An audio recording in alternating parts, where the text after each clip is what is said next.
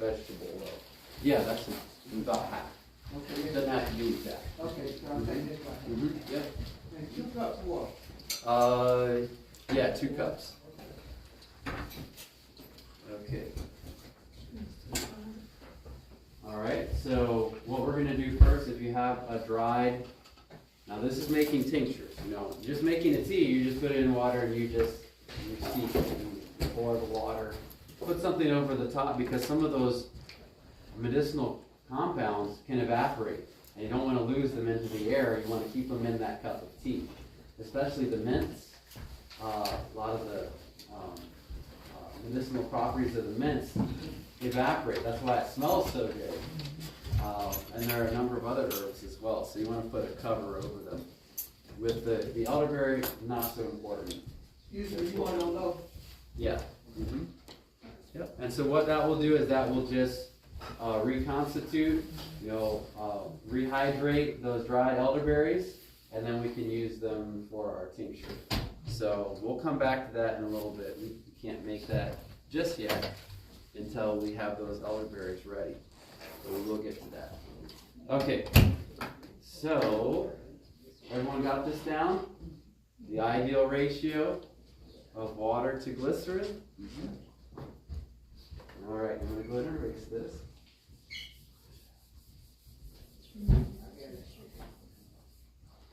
Okay, so what does that fall under? These herbs stay what?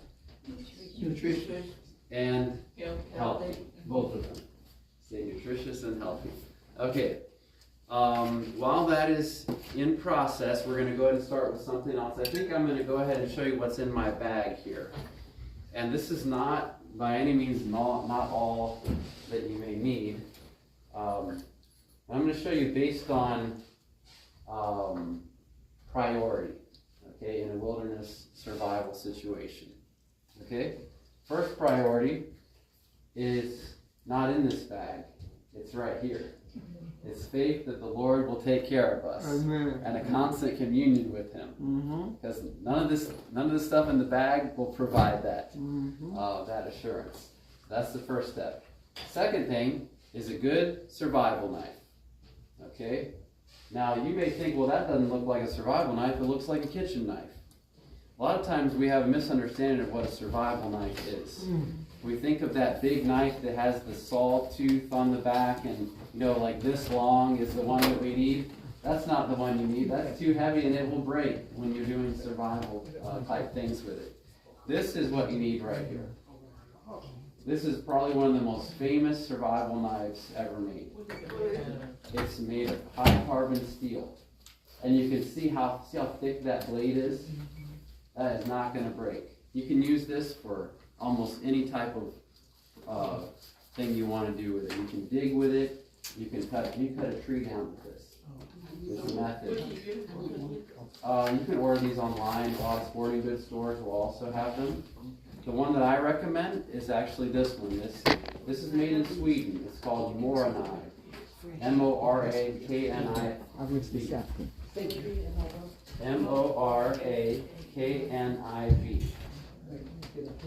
And it is very sharp. It's high carbon steel, and what that means is it's very strong. This is much stronger than stainless steel. And if you're using this to fry things and cut down trees and dig up some soil to plant a garden, then you're going to need something very strong. I'll pass this around. Just be careful when you take it out not to cut yourself. I've never used this one, so it's very sharp. But you can go ahead. Yes. Good morning. Yes. Good morning. Is that above the length above the legal? I'm not sure. But in I only wilderness, say that because I know someone that had a knife that was longer than it was supposed to be. Yeah. But they said that if you wrap it, if you put it in your trunk and wrap it around something, wrap it in 3 different ways, 3 different things, then they'll let it go. So I was just wondering. Yeah, I'm not sure. It depends on where you go. In Chicago, you can't have a knife over an inch long. The blade can't be over an inch. They actually have pocket knives that are called Chicago knives. But the blade is about that that big. In New York City, if you are not an American citizen, it's illegal for you to own a knife in general, even though they don't enforce it. There are so many different laws, but yes, be aware of the different laws in your locality. However, this is designed for when you're in the wilderness. So there probably will not be any laws, in terms of how long the knife is. But this is a reasonable size right here. This is probably within the legal limit of most states for this size. It's not really that big of a knife. You can tell this is not something that is a weapon type of knife. This is a utility knife right here. And you can tell by, look at how thick that is. That's amazing how thick that is. So I'm going to pass that around. Oh, one more thing. For a survival knife, it's very important for you to pick one that has a 90-degree angle on the back side. A lot of knives, like kitchen knives, you'll see they have a round side on the end. Now, why is that important? Does anyone know? Why is it important to have a 90-degree angle over here? Anyone know? No. No? Anyone want to guess? So it cuts straight. Okay. It'd be easier to handle. All right. I hear some good answers so far. None of them are exactly what I'm looking for yet. But keep trying. You said 90 degree on the back. 90 degree. Why would it be 90 degrees? You need to take your hand and hit it to get it down into the thing. Well, not exactly, although that may be helpful. That's what to do with sharpening it? Really, the only thing it has to do with is this thing right here. This is a magnesium rod. And magnesium rods are probably one of the best tools for starting a fire. And you absolutely need a 90-degree angle on the back to start that fire. Now, Sister Pathe, do we have like a cookie sheet or something like that I could use? I don't want these. Magnesium by itself, this is not flammable. But when you start to get little pieces off, they're highly flammable. They will burn at a very high temperature. And because of that, it starts fires very easily. We don't want to start a fire on the table. So I'm gonna show you how to use this over a cookie sheet or a pan. This out of the way. Will you spell that knife again, please? Yes. Actually, I'll write it down here. Okay. And there are a couple of different ones, but this is actually the one I recommend. Will this work, Ron? Yeah, that'll work fine. This is called the Bushcraft, and it's been designed so that you can hold it in a very safe manner. See, it has this protection here for your finger so it doesn't slip. It has these grips right here. It's designed so that you can use it to carve things or to pry things or whatever you may need. And it's a 3/4 tang knife. What's a tang? T-A-N-G. Anyone know what a tang is? Yes. What's a tang? Yes, what is it? Okay. All right. Tang has to do with how far the metal from the blade goes back into the handle. Okay? So what do you think a 3/4 tang is? Goes back 3/4 of the way into the handle. Okay? What's a full tang? What's a full tang? That goes all the way to the end. Some people think that's the best, but at the very least you need a 3/4 tang. Why do you think that's important? So the blade won't slip out. And it won't break. Because if you have a knife, and a lot of survival knives, the ones that have the hollow core and the fishing line, all that stuff in them, their blade goes about down to there. And so when you're prying something, guess what happens in the wilderness after a day or two? It breaks, and then you don't have a knife anymore. Wow. So it's very important to have at least a 3/4 tang knife. Now this knife has been designed over decades to be a knife that you would want to use in the bush. That's why they call it bushcraft. So it's a very good choice. Now these things are $39.99 on Amazon. They used to be $80 when they first came out. So it's a very good price. Thank you, Lord. $39.99. So I would say at least 3/4 tang is what you want. So everyone understands what tang means? I understand what tang means, but how would you recognize it, or when you, or the salesperson supposed to know? Or Yes. is it on the label somewhere or something? Or can you tell just by looking at the knife? Sometimes you can tell. If you see some knives, they allow you to see the blade, like kitchen knives. You can see it going all the way back. Yeah. That's a full tang. Sometimes you'll see it come out here. If it's a full tang knife, usually it will be advertised as such because they're more expensive. You have to have more of that blade going down. But when you're in doubt, always just ask the manufacturer. And it should have it on the packaging somewhere as well. Especially if it's a real survival type knife. It will let you know. And I think most of them are going to be 3/4 or full tang knives because they're designed for that purpose. Now, if you go to Harbor Freight and buy their survival knife, it's only $10. That's not a full tang, that will break. And it may look pretty ferocious, but it's not going to do much good out in the wild. Thank you for telling that, so we'll go down there. Amen. Yes. So I'm going to pass this around if you want to. Actually, you know what? First, before we do that, I'm going to show you how to use this. Okay. Now, keep in mind, this can start a fire very easily, so we need to be careful with it. Your edge over here, it's not sharp, but it's at a 90-degree angle. So what do I mean by that? Well, let's erase this here. Come on, everybody. Yeah, I got something. Okay. Okay, so most knives, they're going to have a sharp part here, right? And they're going to come up, and then they're going to be rounded over there. That will not work for this fire starter. This knife is sharp right there. It comes up, and you have one 90-degree angle here, and one 90-degree angle here. Okay? And the only reason for that is for using this fire starter. So let's go ahead and show you. Now, you can shave some of this magnesium off and get a little pile of it. If I was going to start a fire, I would get very dry leaves and crumble them up and put that down. A bird's nest works really good for starting a fire. If you find an old bird's nest, that's a treasure. The bird has done all the hard work for you and gathering all these dry little twigs. But whatever it is, you kind of make your own little bird's nest with all the dried leaves. You can shave off some of the magnesium on it. But when you're going to start the fire, remember to use one of these sides. Now, this kind of looks a little like fireworks here. Everyone ready? Mm-hmm. See that? So it don't take much. It doesn't take much. In fact, if you get really good at this, you can start a fire with just one of those.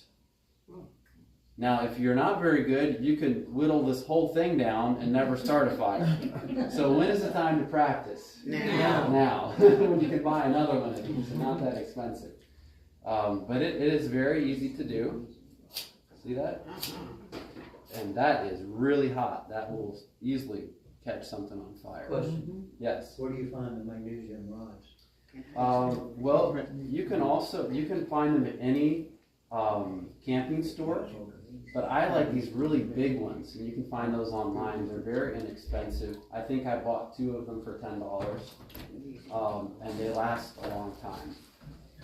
So if I had to have just 2 things out of my survival kit, the 2 most important things in terms of physical items.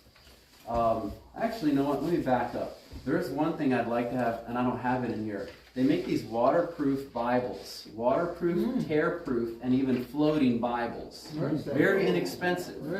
That's the first thing I would have. Okay? But in terms of a survival tool, I would say first the knife. Very important, because this you can make other tools with. Okay? Something to cut with, something to pry with, something to poke with. Right here. You can even dig with this.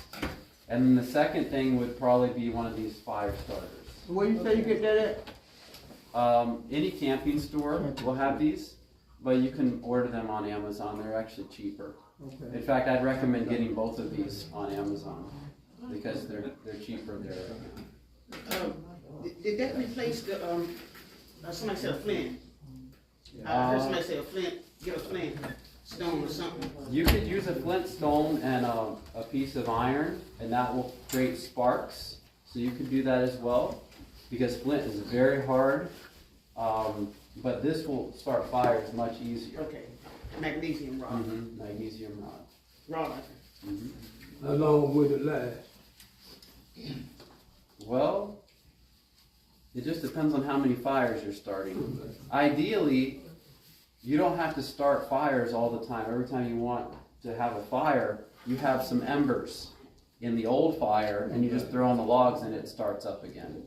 So it really just depends how many times you have to start. If you're going to a different campsite every day, I'm not sure how long this would last. It depends on how good you are. Remember, if you could start it just by that, then there you go. This probably will last you a whole year.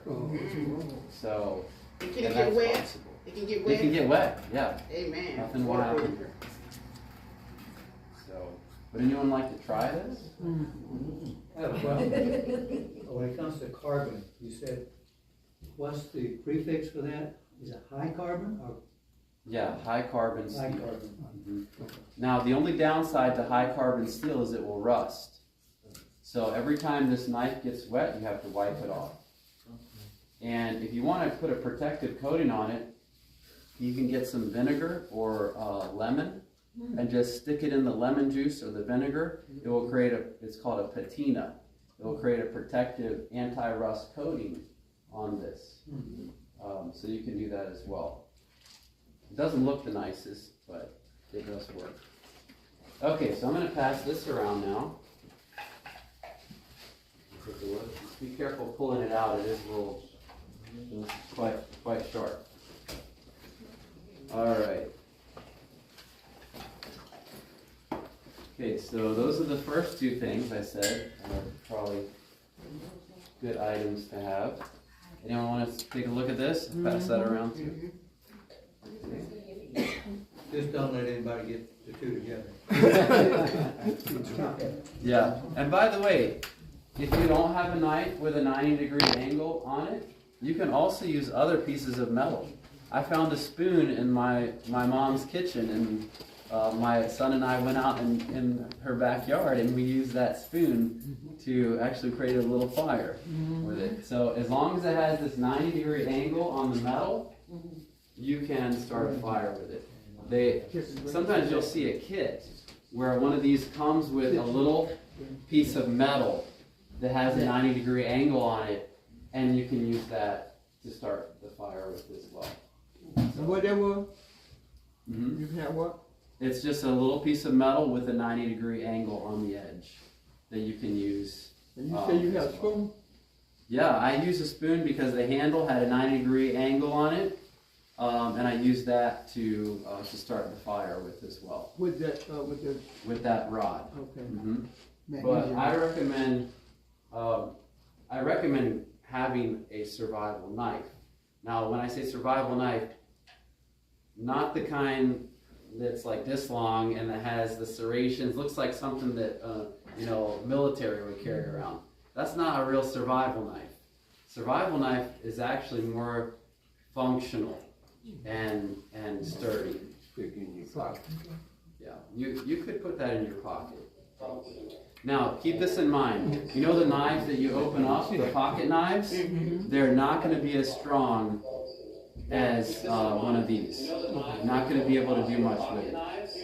They're not going to be as strong as one of these. So I wouldn't recommend using a pocket knife for survival unless that's all you had. But keep in mind, you won't be able to do a lot of the tasks that we'll show you how to do with a standard pocket knife. Okay, let's see. Next thing. What's the most important thing right here? It's the plastic bag. The book it's a nice thing if you want to have some type of survival guide with you. Yeah, you can bring that along. But the bag is actually even more important because it'll keep things dry. And you may need to keep things dry if you have matches. If you have a Bible with you, you want to be able to put it in there. Can you all use kind the of one, things. that you were talking about yesterday? That big, it's a little thicker than that. From, what's the author name? Jerry Franklin? Yeah. Yeah, you can take that. Okay, I have one of those. That's Yeah, okay. that's a good book too. Okay. But a couple bags would be a real good thing to have as well. One thing I didn't bring that I really should have in here, and it's more important than a change of clothes, it's a change of socks. A change of socks. And keep your dry socks dry. Keep them in here. Why is that? Because if you're trudging through the woods and your feet get wet, then whenever you get to where you're going and you have a campfire, it's nice to be able to change out your socks, put the dry ones on, and put the wet ones over there so they can dry. Now, not so close that they'll burn, because you need another pair. But another extra pair of socks is very important. And when they're nice and dry, just put them in the bag to keep them that way. Okay, so bags are important.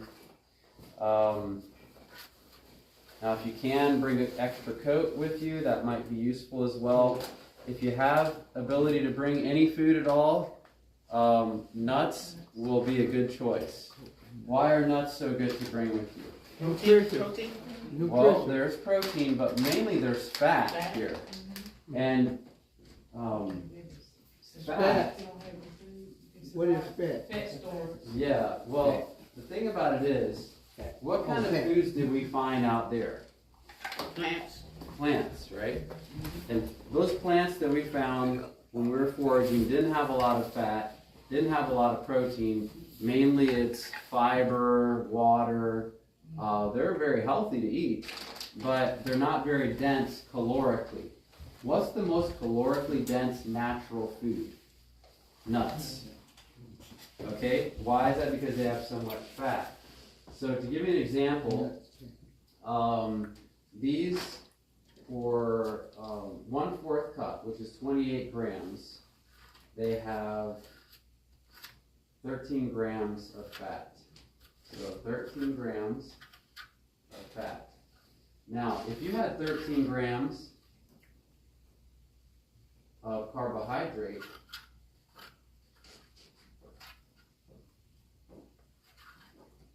what would that be? Like bread, right? Okay. 13 grams of carbohydrate, how many calories would that give you? Or that? And calories are what your body uses for energy, okay? So if I remember correctly, fats have, it's either 8 or 9 grams. I think it's 8 calories per gram. So fats have 8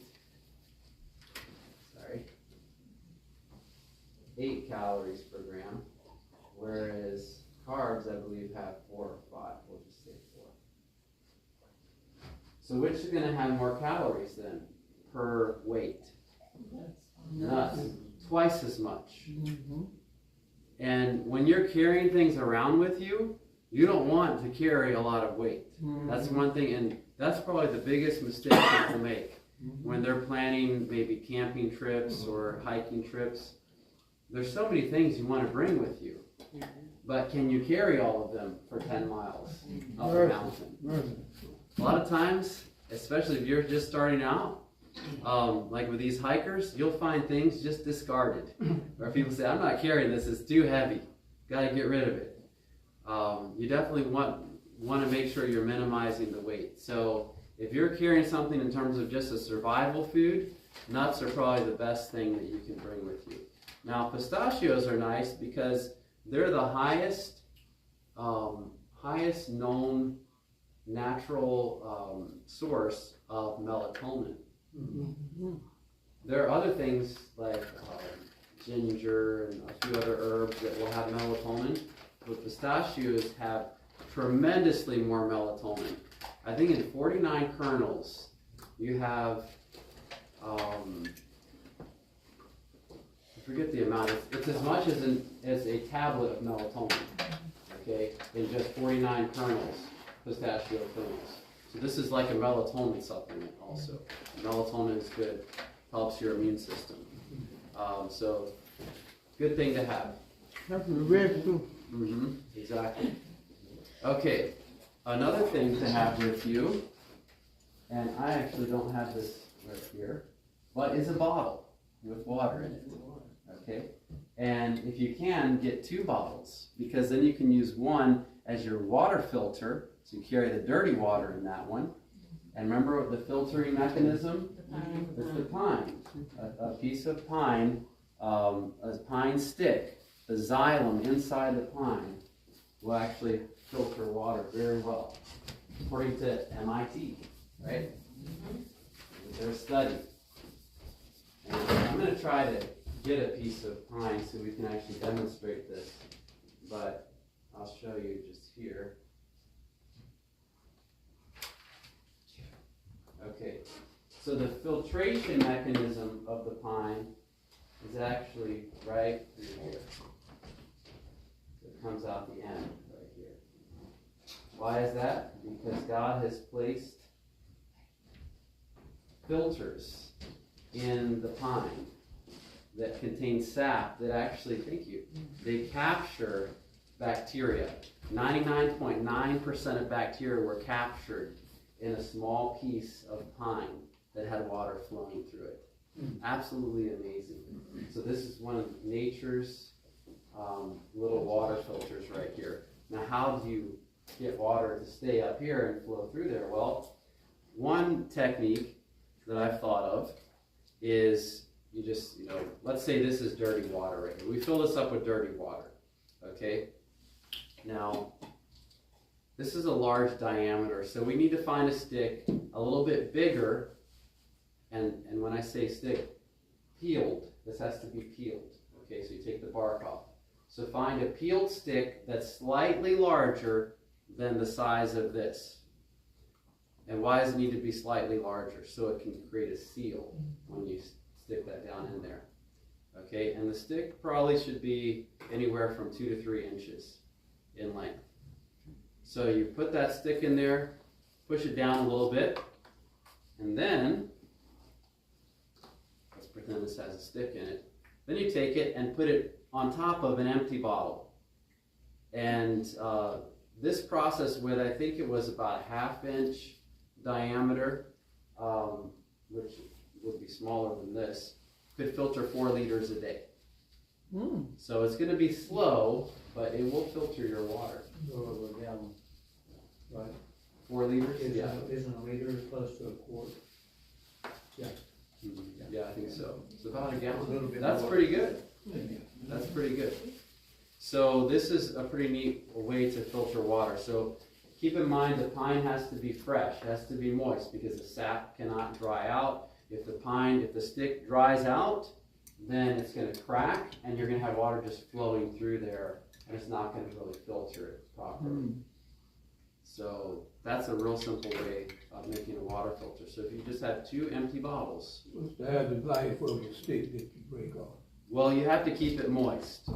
So you could just, honestly, every time you need to filter and fill something new, just get a new stick, pretty much. And it will probably start to flow slower as it starts to capture more things as well. So probably a good idea anyway. Okay, any other questions about this? We'll see if we can actually demonstrate that for you as well. Any questions on that? Well, Ron, Yes. going back to the knife and magnesium rod, I had a question. The point that you said you can get both of them from Amazon. Yes. You can actually get them, you can get this knife that has the magnesium fire starter attached to this little sheath, but it's a small one. So what I recommend is getting one of the large, for instance, these right here, they came in a 2-pack, and I think maybe it was $15 for these 2. But this will last a long time. And if you want something it's all in one, you could get the 2-pack that has it included on the sheet. Yes? In regards to the pine, like, if I couldn't find, the white pine, I know you know there's 2 other kinds you said, but those 2 other kinds can be used as a filter too, right? Yeah, any type of pine. Only a pine. Well, anything that produces a lot of sap. So you could also use a cedar, spruce, fir, any of those. Because it's the sap that's in the xylem inside of here that captures the bacteria as it flows through. Any evergreen. Pretty much, yeah, as long as it has sap. Evergreen and what's the other was? So fir, spruce, cedar. Although I'm not sure cedar has real thick sap. There's only certain times of the year That it has the that sap. has the sap. Well, it will have like the pine. It will have sap in the little vesicles inside. So that's what's catching the bacteria. I can actually show you here.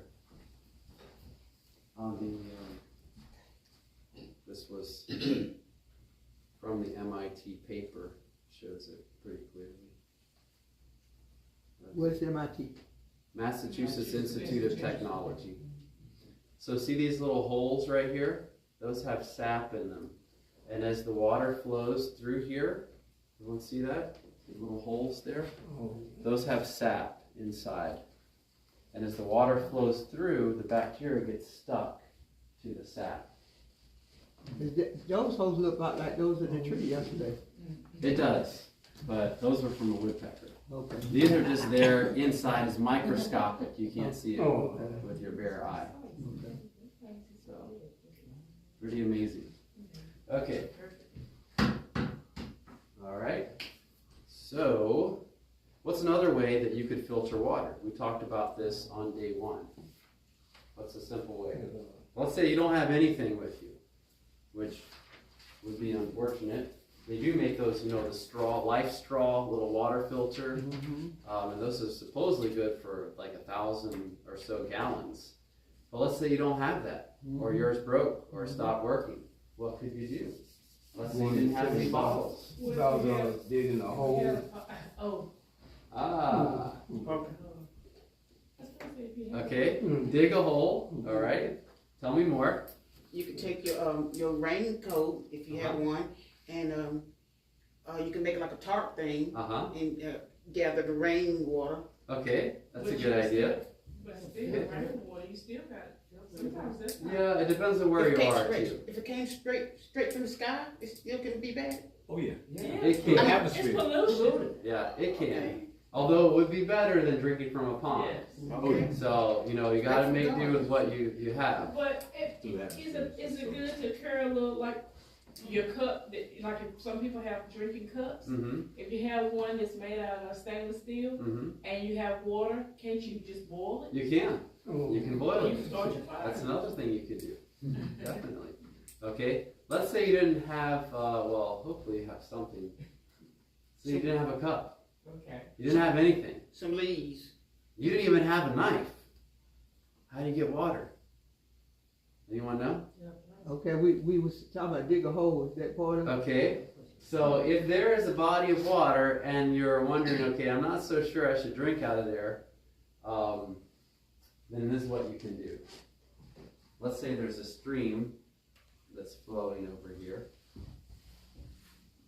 Okay, it looks kind of dirty and brackish, you're thinking, I don't really know if I want to drink out of there.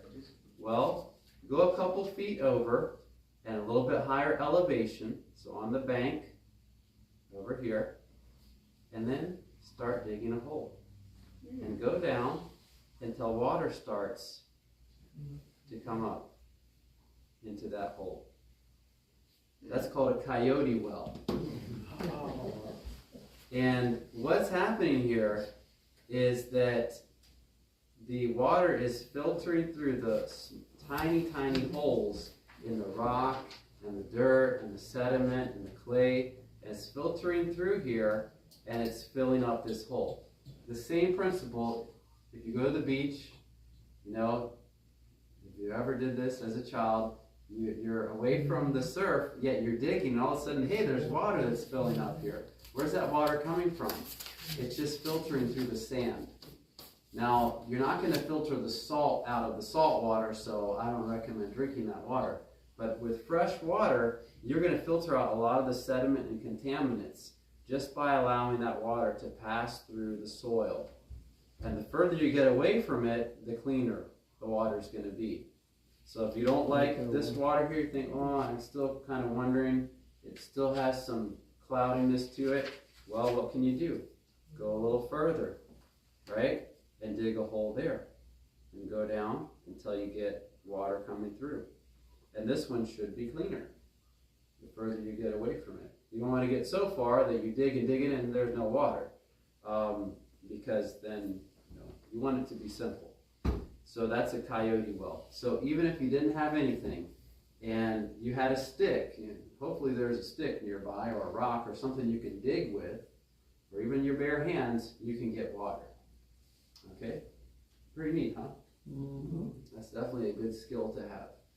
I like to teach survival based on if you didn't have any of this. I mean, these things are nice, but what if your knife breaks? You still need to learn how to do things. Okay, if you didn't have a knife, you said dig a coyote well. How would you dig the well? A stick, yeah, or a rock. Just got to find something, or a bone. Animal bones work really good for tools. So you're talking about for digging in the dirt. In the dirt. Yeah. Because when you're talking about sand, you can just use your Oh hand. yeah, right? Definitely. Yeah. Yeah, but if you're out in the wilderness. Right. Yeah. You got to break it up. Mm-hmm. And okay, now you say whenever you doing the water, you go find some water, Mm-hmm. and then by the water you dig, Mm-hmm. and then do that coyote well, right? Yeah. The water will find its way. It will seep through, and it will start to come up. Water follows the path of least resistance. Mm-hmm. So if there's a way that the water, instead of pushing down here, that it can push this way and make its way that way, then it will go. So it will push through even small holes to get there. So if you dig this deeper than this, you're definitely going to get water. Well, I hope so, unless there's a lot of clay. You're going to get water. If it's deeper than the stream, water's going to go down there. Because water likes to go downward, follows the path of least resistance, follows the path of gravity. Yes, question? Well, then you have to be able to dig down to at least the level of the stream, if not below it. Mm-hmm. You can't go to a stream that's, maybe 2 feet down and dig a foot and get water. Mm-hmm. Yeah. I mean, so often when we're walking the trails, Mm-hmm. the water level is so far beneath the bank, it would be impossible. But there's some areas too where it levels Exactly. out. Yeah, you'll have to look and try to find those areas where you can get far enough away so that the water doesn't come over and contaminate your well. Where you're digging it at. Yes. Mm-hmm. Question? I thought you said Friday night that if the, maybe you didn't, but if the water is moving, Mm-hmm. Mm-hmm. then I thought that was clean. Well, that's going to be cleaner. So if you're going to filter, let's say you're going to filter water with a xylem, stick. It's better to filter water from a stream than from a pond, because flowing water is going to be more sanitary. Doesn't have time for algae to build up in it, and a lot of these little floating parasites, to dig. If you ever get a microscope and you have some spare time, go get some pond water and look at that under a microscope. You would be amazed how many creatures live in that. Not things that you want in your body. Wow. So, Pinworms. yeah. Yes. That's what I was thinking. I know people fish, Mm-hmm. because I went to Sharika, they got a little pond out there, and I seen somebody fishing, and the water was so nasty. I said, why would I want to eat some fish that come out of there? Yeah. So, Yeah. I was like, Pond nasty. Okay. Yeah. Yeah, it is. Lakes are a little better because the water is, it's moving more, got more movement to it. But the best is if you can find a spring. That's the best one. Because that's fresh water. Basically, it's coming out just like this. It's passed through somewhere and it comes out of the ground. It's God's water filtration mechanism. You can find a spring. Now, where there's a spring, there's also usually shelter. You know why? Especially if you're in a place near limestone. Anyone know? What does water do to limestone? It can dissolve it. And so if you have a lot of water rushing through, then you have less and less water later on. What's going to happen? You're going to have a passageway made through that limestone. You know what that's called? A cave. It's called a cave. And caves are one of the best places to find shelter. I'm going to show you how to make a simple tarp tent. And this is something, some people want to carry around actual tents in their bags. I don't recommend it. A tarp tent is probably the best thing because it's more versatile, it's lighter weight, and it's more durable as well. So I'll show you how to make that in just a moment. But first, let's talk about caves. We're going to go into our shelter aspect. Bears and snakes. Yes. There's a reason why they like this. And bats. Yes. Okay. Lord help me. Me too. Now, has anyone ever been in a cave? Yes. Anyone? Okay. When did you go? Summertime or wintertime? Some. What did you notice about that cave? It's cool. Temperature. It was cool, wasn't it? Okay. What about anyone go during the winter? Anyone? Okay. I just know it's even temperature. Some of them have, Dripping water. different water, but they have like icicles and stuff from, Mm-hmm. Yeah. Stalactites and stalagmites. Yeah. Yeah. Well, caves, they can be pretty beautiful inside. Only one, I think they estimate 1% of all caves have been discovered. Wow. So you may think, well, where are the caves? You could have a cave in your backyard and you don't even know it. Most caves, there's no entrance to them. Or the entrance has been covered by rocks or brush or something like that. They estimate that for every one, is it cubic mile? So the cubic mile or square mile? I can't remember. Let's just say 1 mile. Okay. 1 mile.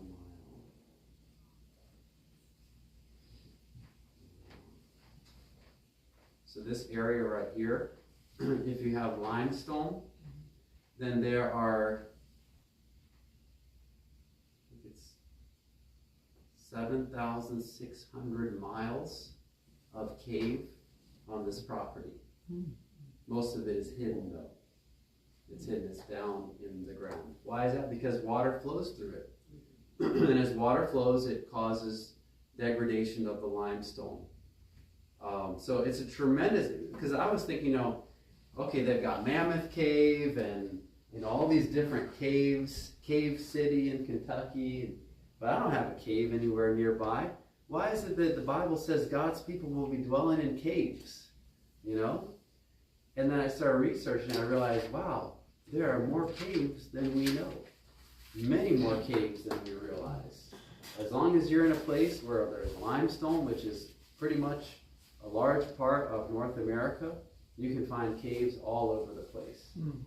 And especially after earthquakes, because sometimes the opening, or there's a rent made in part of that cave, and suddenly there's a new opening to that cave. And we know that earthquakes are going to be increasing in severity, so what's going to happen to caves? More and more of them are going to become available.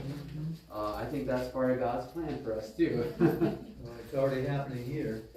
Definitely. We've had a couple in the last several years now. Yeah. And often there's caves in the mountains too. Yeah. So pretty interesting. It's amazing though how many caves there are that just have not been discovered. Okay, how do you know there's a cave in your area? Oh, by the way, I must add something to what's already been said. So, what's the average high temperature during the summer here in North Carolina? Anyone want to guess? 85. 85? Let's say Average? 85. I don't know. Okay, let's say 85. 85. What's the average cold temperature? 40. 40? Okay, that looks about right. Okay. Do you want to be under a tarp, sleeping outside in this temperature? 40 degrees? Well, if you had to, you know you would do it. What about 85 degrees? What about 100 degrees? No, right? Well, guess what caves are? You look at the average between the average high and the average low, and that's what your cave temperature pretty much will be. Okay? So up north, they're going to be colder caves year-round. Down in Texas, they're going to be, wow, that's going to be pretty nice, right? 70 degrees maybe year-round. So it's naturally climate controlled. So you may think, well, Lord, how am I going to go out and live in the wilderness when I need air conditioning? You know, well, go find a cave. Go find a cave.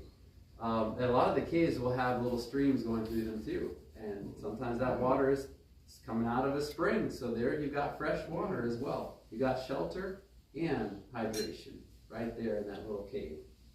So that's a pretty neat thing to remember. So in your scenario, that'd be about 72 degrees.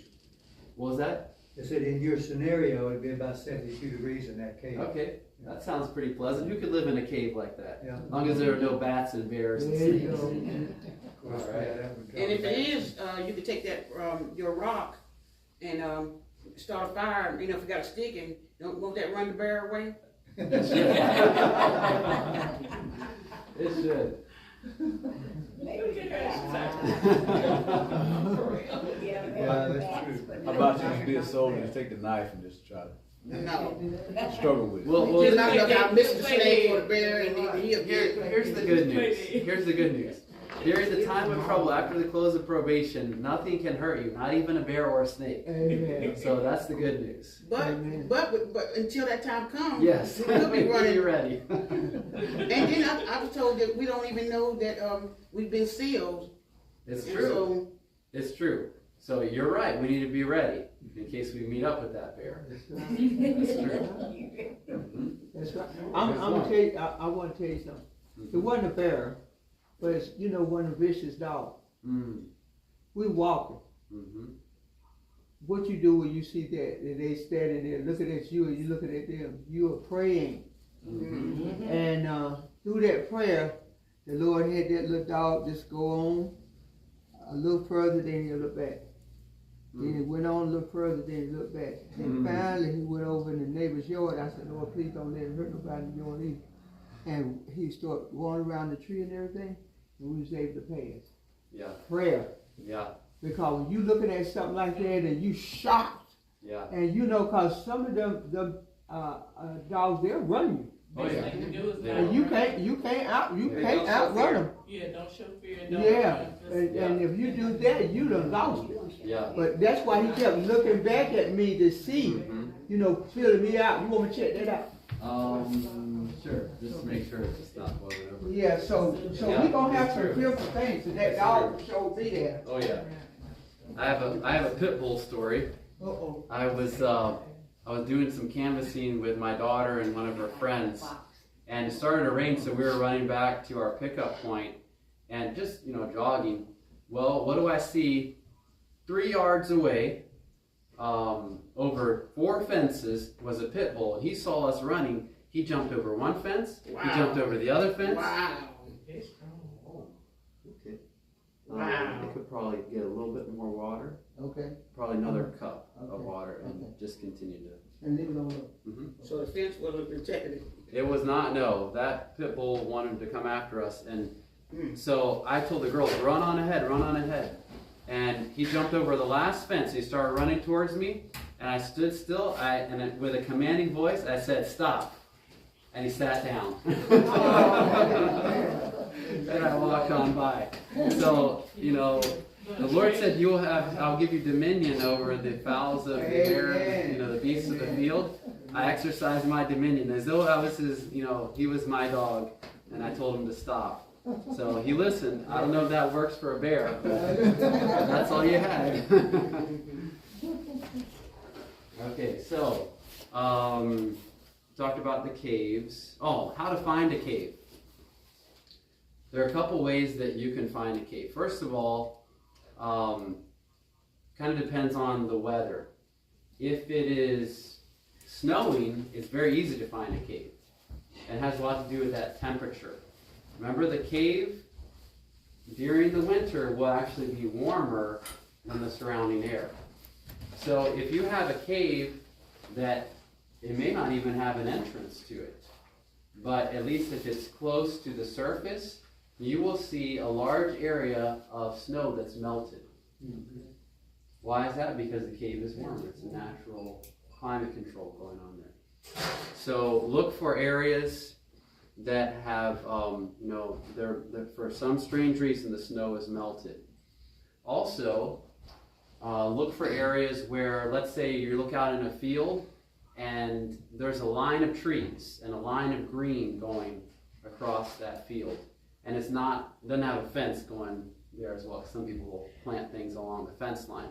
There's no fence, there's just this strange line of green. There could be a cave underneath of there with water that's even flowing from time to time. And caves are more humid also than the surrounding air, so that could provide humidity to allow plants to grow better on the surface. So that's another sign of a cave. One of the easiest ways of finding a cave, though, is just to explore the property nearby. And also look for animals. Look for animal tracks. Small animals love to find caves. You know, coyotes, they will live in caves. If you want to track down a bear, he'll lead you to a cave, probably. But like I said, most caves don't have an entrance. So hopefully, when God increases this, the frequency of those earthquakes, which we know will happen, a lot more caves will open up and we'll have access to them. So, let's say there's no cave though. What can we do? Well, if you can just get a simple tarp, and if you didn't have a tarp, even a trash bag, you can make a shelter out of a trash bag as well. Hopefully it's a big trash bag. But how much shelter do you need? Sometimes you think, well, I want to have a 12-person tent so I can be comfortable in there, you know, can stretch out and put all my belongings up there. How much shelter do you really need? Very minimal. Just enough to keep you dry, really. So you could make a shelter out of a large trash bag. You'd have to cut it or rip it and then unfold it, and you could use that. But this would make a very luxurious shelter right here. It's a 7-foot by 9-foot tarp. And with shelter, less is more. Less is more. Why? Because the more tarp you have, the more the wind will take it away.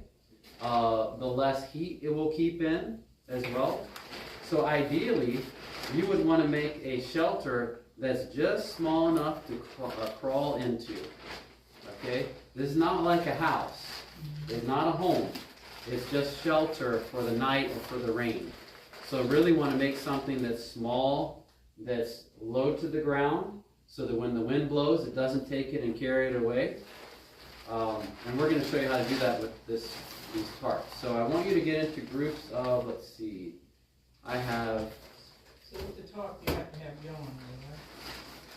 right? You don't have to, but you really should. To tie it down though, right? Yeah, you really should. This is paracord right here. Very inexpensive, very lightweight, and very strong. This is paracord 550. What does the 550 stand for? It'll hold 550 pounds. It's very strong. And spell that cord. Paracord, P-A-R-A-C-O-R-D. And you can get it in lengths or packages like this, or I have a different one here somewhere.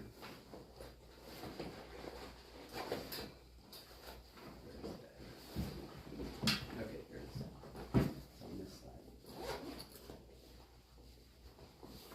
Okay, this is 100 foot here. and this is 100 foot. So it comes in spools, so you can get it in 300 feet. But keep in mind, you don't want to bring so much that it weighs your bag down, it weighs you down. You know, just a little bit will go a long way. You want to be able to reuse this too. Now, excuse me, can I ask a question? You was talking about the trash bag. How would you tie down the trash bag the same way you do that?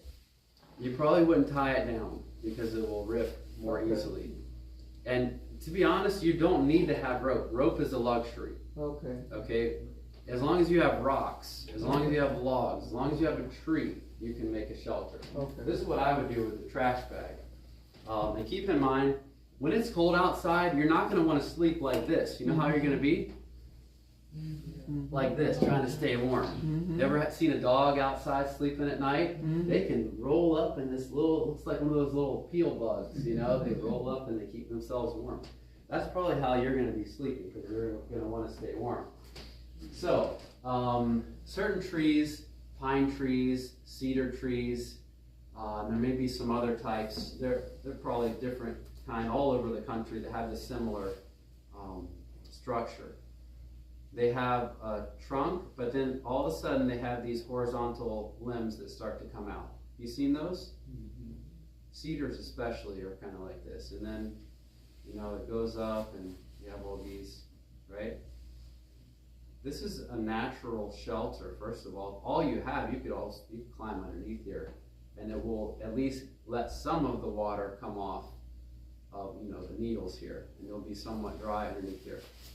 But if you have a trash bag, well, cut this limb here, and then take the trash bag and drape one side down here, and the other side, you know, and what do you have there?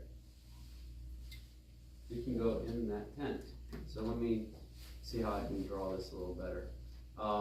The branch that's coming out here, okay? You just hang the trash bag there, and you could put a couple rocks or a few rocks on the edge. See that? And so you just climb in there, and that will keep you dry. Okay? Simple, right? Very simple. You can do the same thing with this as well, with the tarp, if you have a branch. And that's really the ideal way of making this. You wouldn't even need to have the rope. Let's say you don't have any trees like that. You're out in the pine forest in Idaho, and all the trees, you know, go straight up, and you don't have any branch to hang this over.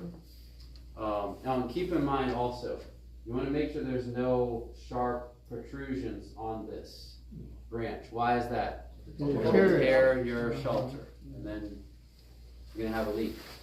So if you don't have anything nearby to attach it to, then you can make a tarp tent with the string. And that's what we're going to make today.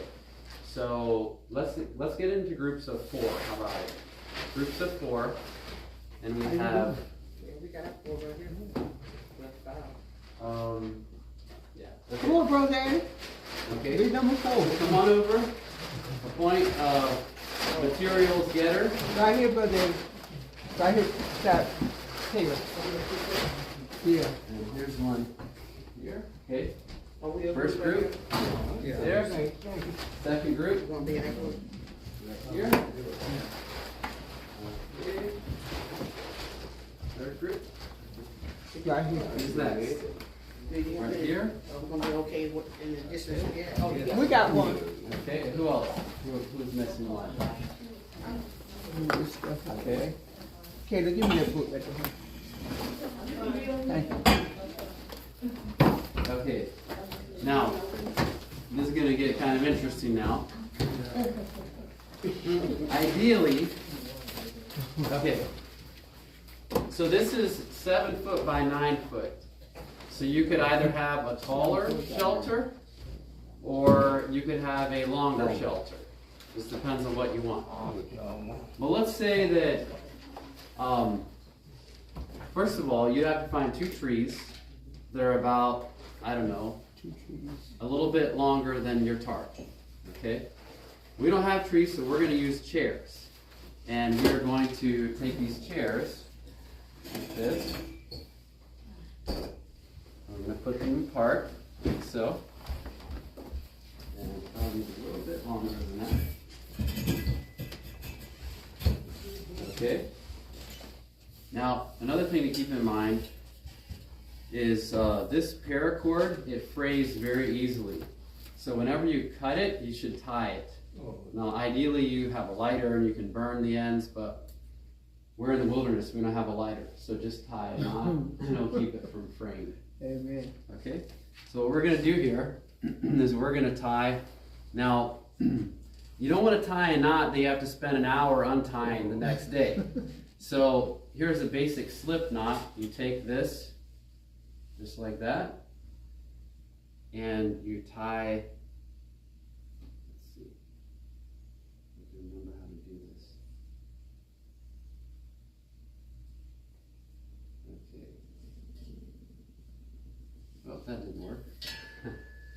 Okay, so you tie it in such a way. Who remembers how to tie a slip knot? Anyone? I can. You can do it? Okay. Maybe I'll have you come up and volunteer your services then. I know there's definitely a way you can do it that's not the best. I think it's this way. Right? No, that doesn't work. Hold. Okay. Another thing you can do is you could just put a stick there. And that will hold it as well, I'll try that. if you wanted to. Use a stick though, not one of these. Yeah. Okay, so John, come up here and show us how to do a slip knot. Boy Scout knots. Yeah. It probably won't be anything like what you're accustomed to, but. Well, as long as we can It's pull it easy. loose easily, that's But really the easy. key. Yeah. Okay.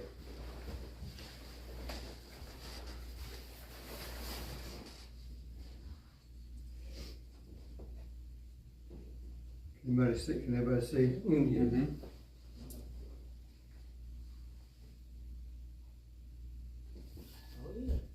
And that's Okay. real easy to Yeah, excellent. pull loose with Okay. it.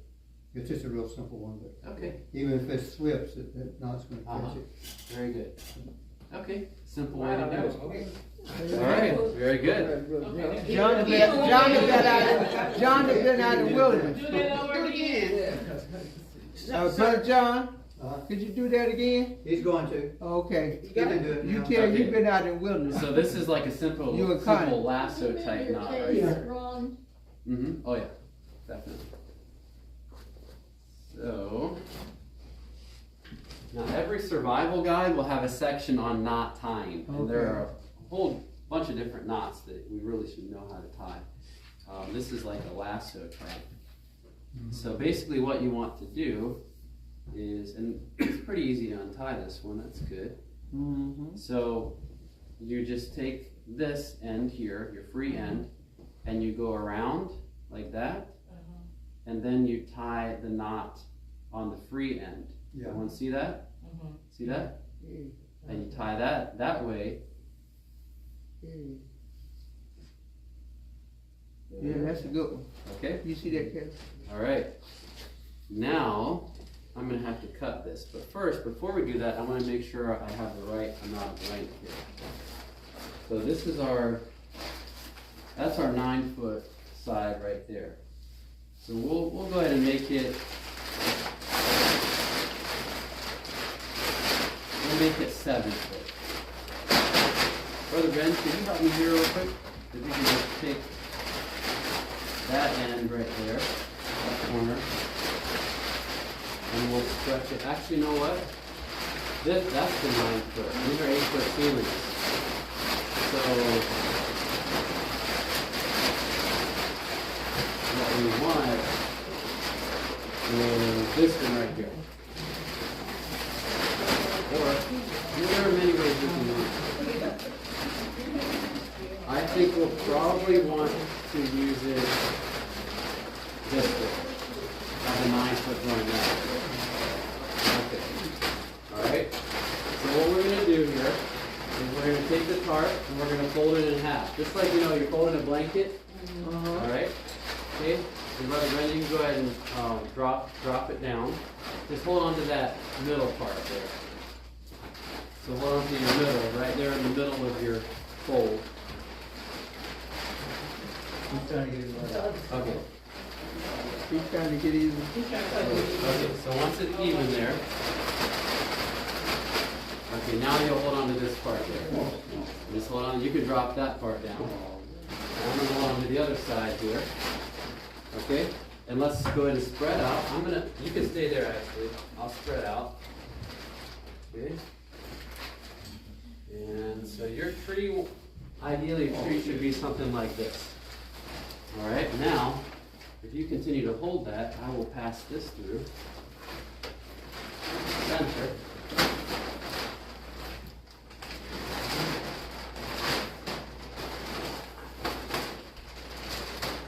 Okay. What do you all think? Alright, now, we need to cut this, so.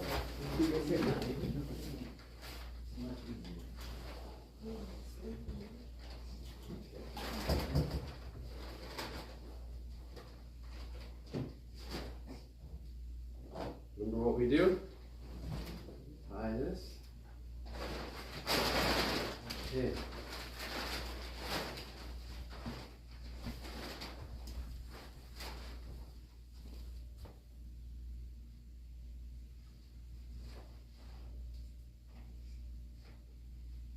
Now, just like a shoelace.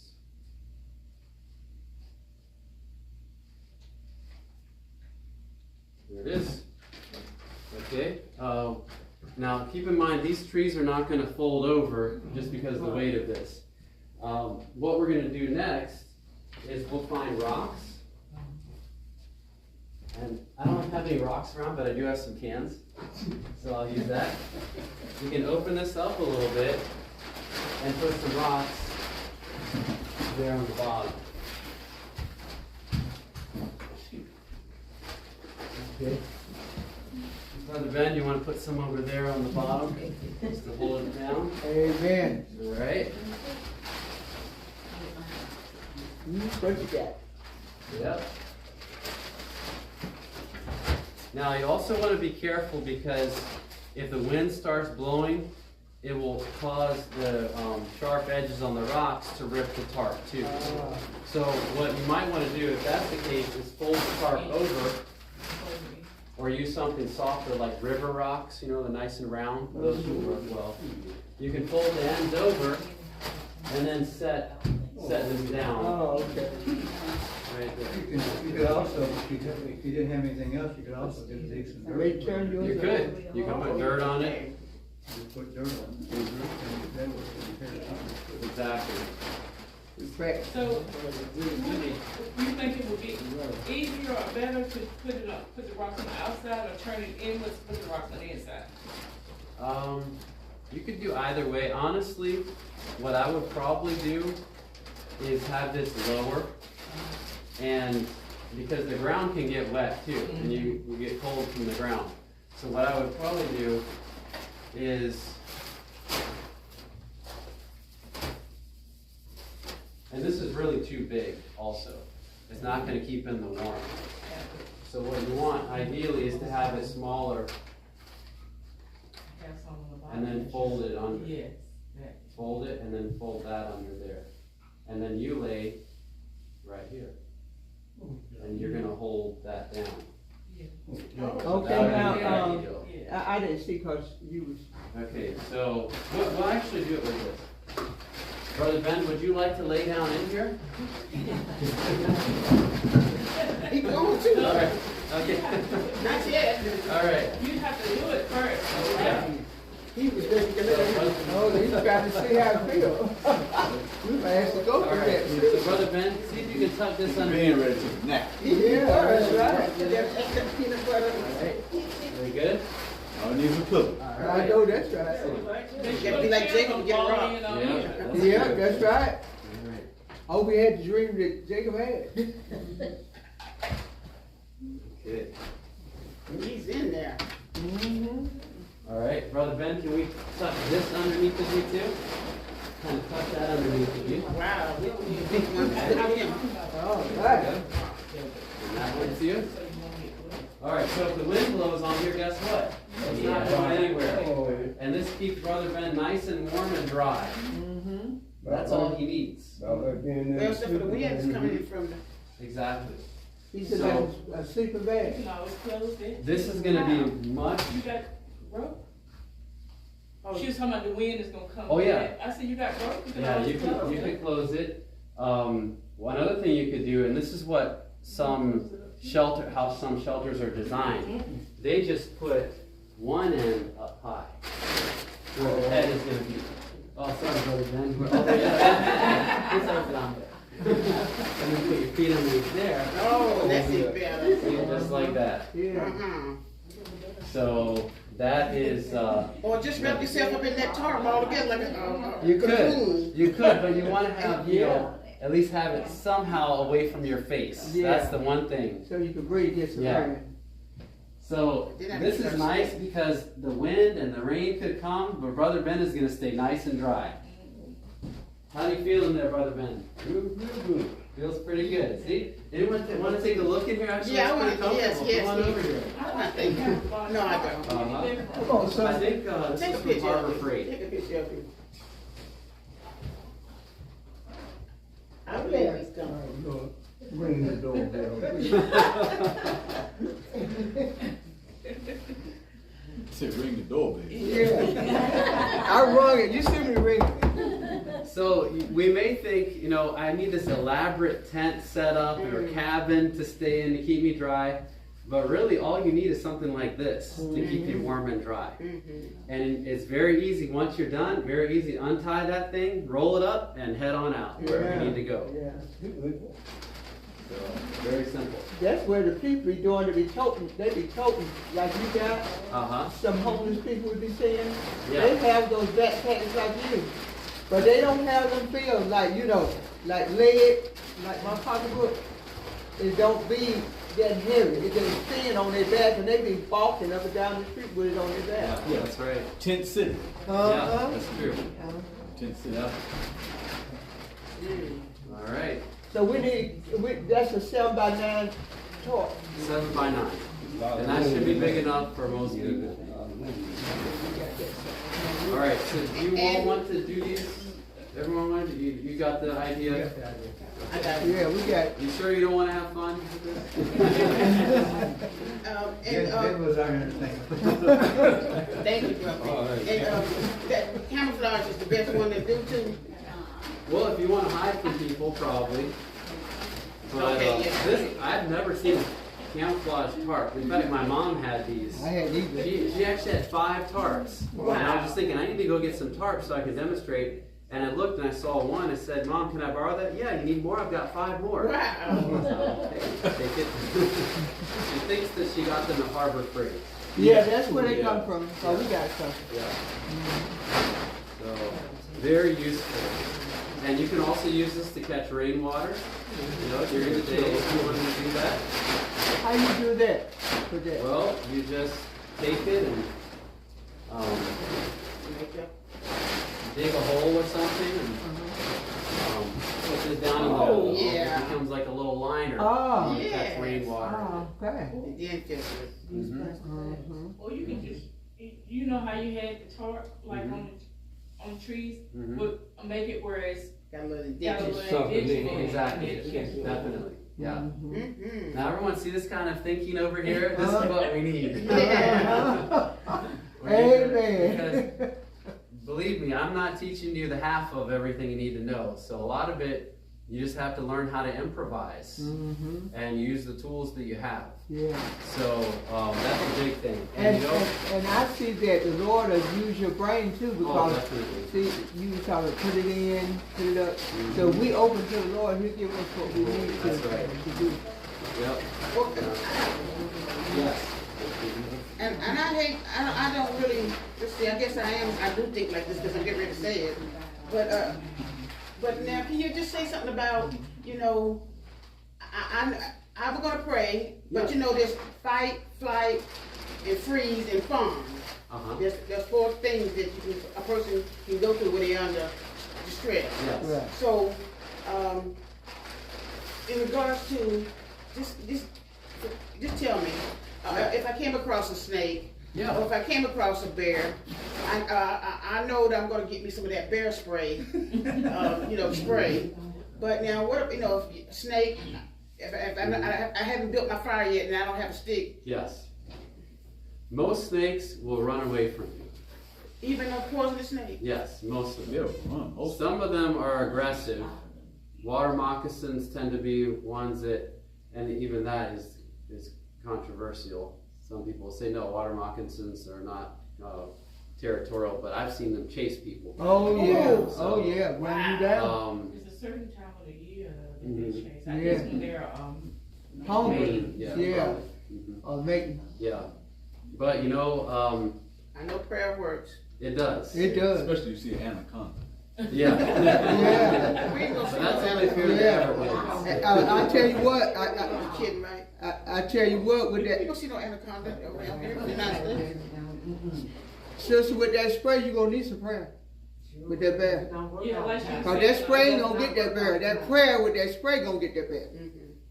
But you And know, if you somewhere with crocodiles or alligators or anything. Yeah, pray. You got to pray. Prayer changes things. yeah, And believe God gonna do it. He will do it. You hear me? definitely. Ron, Mhm. for the last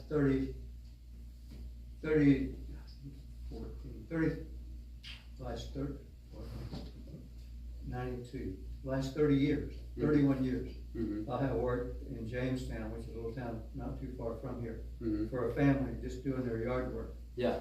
And in that 32 years, I've killed a number of copperheads. Yeah. However, I have yet to see maybe more than 1 or 2 a year, if that may be. Mhm. And I'm always reminded of the children of Israel when they were in the wilderness. When they started complaining. that's when they began to see the There you snakes. go. Mhm. The There snakes you go. were there all along. Absolutely. I know those snakes are over there. Mhm. I just don't complain. Okay. Yeah. And another thing too, when we pray, we show trust in God. Mhm. But when we got stuff we gonna do, we trust in self. Mhm. And self gonna get killed. Mhm. But if you trust the Lord gonna show us ways out, cause we can't think like the Lord. Mhm. And He gonna show us ways that we never thought of. Yeah. If we're praying. Mhm. Yeah, That prayer is essential. definitely. Because we showing trust in God, Yeah. not ourselves. Yeah. Now, if we just venture out into the woods right now, just for no real reason, we may not, that may be presumption, just to think, hey, I know there's snakes that live in that bush. I'm gonna go just camp out underneath that bush tonight. But if we're called, we know that we have the protection of God with Amen. us, So honestly, what I think is that these kind of wild animals are actually going to be part of our protection in the end times. Just like we're told that angels in the form of men of war will be protecting us. Amen. So I believe also bears will be part of that, Yeah. and snakes. The Lord said He would send the hornet to drive out the Canaanites if the children of Israel were obedient. So even the insects God can use. Yeah, I was just thinking Pablo Goya tells a story about yellow jackets or hornets or wasps being in the woodshed. They had their Bibles in there. In communist Romania, they had to hide their Bibles. They had their stuff in the woodshed underneath all the wood. And one day they had a picnic and all the people were there and they had watermelon and so forth. And the kids were supposed to take care of the watermelon rinds. Well, they hid them right near the woodshed. Oh, mercy. And lo and behold, the next week the authorities got wind that they might have Bibles, and so they went to the woodshed to check it. And they opened the door and yellow jackets flew out. There's no Bibles in there. Amen. Amen. So we can know that the Lord will take care of us if He's called us to go into a place. But that doesn't mean we shouldn't try to prepare and anticipate. Okay. Yeah, that's right. Not with the That's spirit right. of fear, but with the spirit of love and of a sound mind. Mm-hmm. So that's what God can give to us. Yes. Okay, so we've got shelter down now, everyone? Yes. Okay, what if you don't have a tarp? You remember the stick house that we saw? Yes. Okay. And the stick house follows the same principles as what Brother Ben was demonstrating there. It does not have to be a large log cabin. In fact, during that time, we probably don't want to take the time to build a log cabin. We can just settle for something very primitive that will keep us warm and dry, like this. Just a pile of sticks with a hole in the middle. See that? Okay. I saw one online several months ago. A gentleman was out and he did something similar to that, but he piled leaves on top. Exactly. Yeah. Did the same principle. Yeah. So I've seen some too to do that, but they take mud, big mud, and put it Even on better. to- Yeah. Yeah, and you want to use clay, Yeah. because clay will be somewhat water resistant, so when the rain comes down, it just goes on. Doesn't come in. Okay. All right, and if all else fails, you could dig a hole and go into it. If it's cold, what do dogs do when it's cold outside? They dig a den, don't they? They dig animals, they dig dens. Why? Because they make themselves little mini caves and they go down in there. So you could dig, if it's got a lot of snow, you can make an igloo. How do you do that? One of the easiest ways is just to pile up a whole bunch of snow, pack it down, and then dig a hole in the middle of it. You just go in there and you curl up and you stay warm. And actually is insulating too. So we almost got a chance to demonstrate that after the snow last night. Brother Ron. Yes, there was snow here. It was. Yes, snow. This morning. Yeah, it's on the car. I was thinking about what you're saying with the clay. If we can't get to the clay, we can use the mud. Definitely. Okay, cause you know that probably be out there instead of the clay. Yeah. I've seen them mix mud and straw, like mud and straw together. Yeah. And Cause I was thinking we might not have clay, but we'll have. You know, it's gonna be wet. We'll have some mud. Yeah. Most places around here, there's clay. You just have to dig Dig, enough, dig, and dig. you'll get that clay. Okay. But clay would be the best thing. Because Okay, that's clay's best. somewhat water resistant. Okay, water resistant. Yeah, but use whatever you have, you know, and if one night you get rained on, you realize, hey, I need to try this a little bit different way. But don't give up. Okay, are we done with shelter? Everyone familiar or pretty comfortable with that shelter aspect? What's probably the very best thing for shelter in the wilderness? It's the first one I mentioned. Cave. Cave is probably the very best. And how you say I was in there when you was talking about the cave. How you say you found a cave? Well, there are a number of ways. One is just walking around and exploring your property. If you see signs of erosion, if you see a spring, if you see a creek that suddenly, like a lot of water, then it goes away, and then it comes back a little bit later, obviously that has gone down into the ground and travels for quite a while. And if there's limestone especially in your area, then that water has eaten away a hole, and that hole could be anywhere from this size to bigger than this room. And so you probably have a cave there on your property. Most caves, I think I might even have the statistics here somewhere. Let me see here. It's really amazing statistics dealing with caves. Let's see if I still have this here.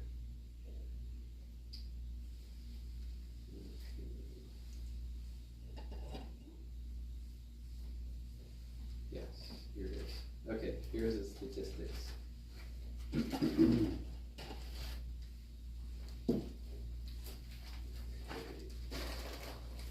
So, here's what they recommend, some caving experts. Just think of this as caves being a drainage hole. So if you have a slope on your property also, then the water is going to naturally come down that slope.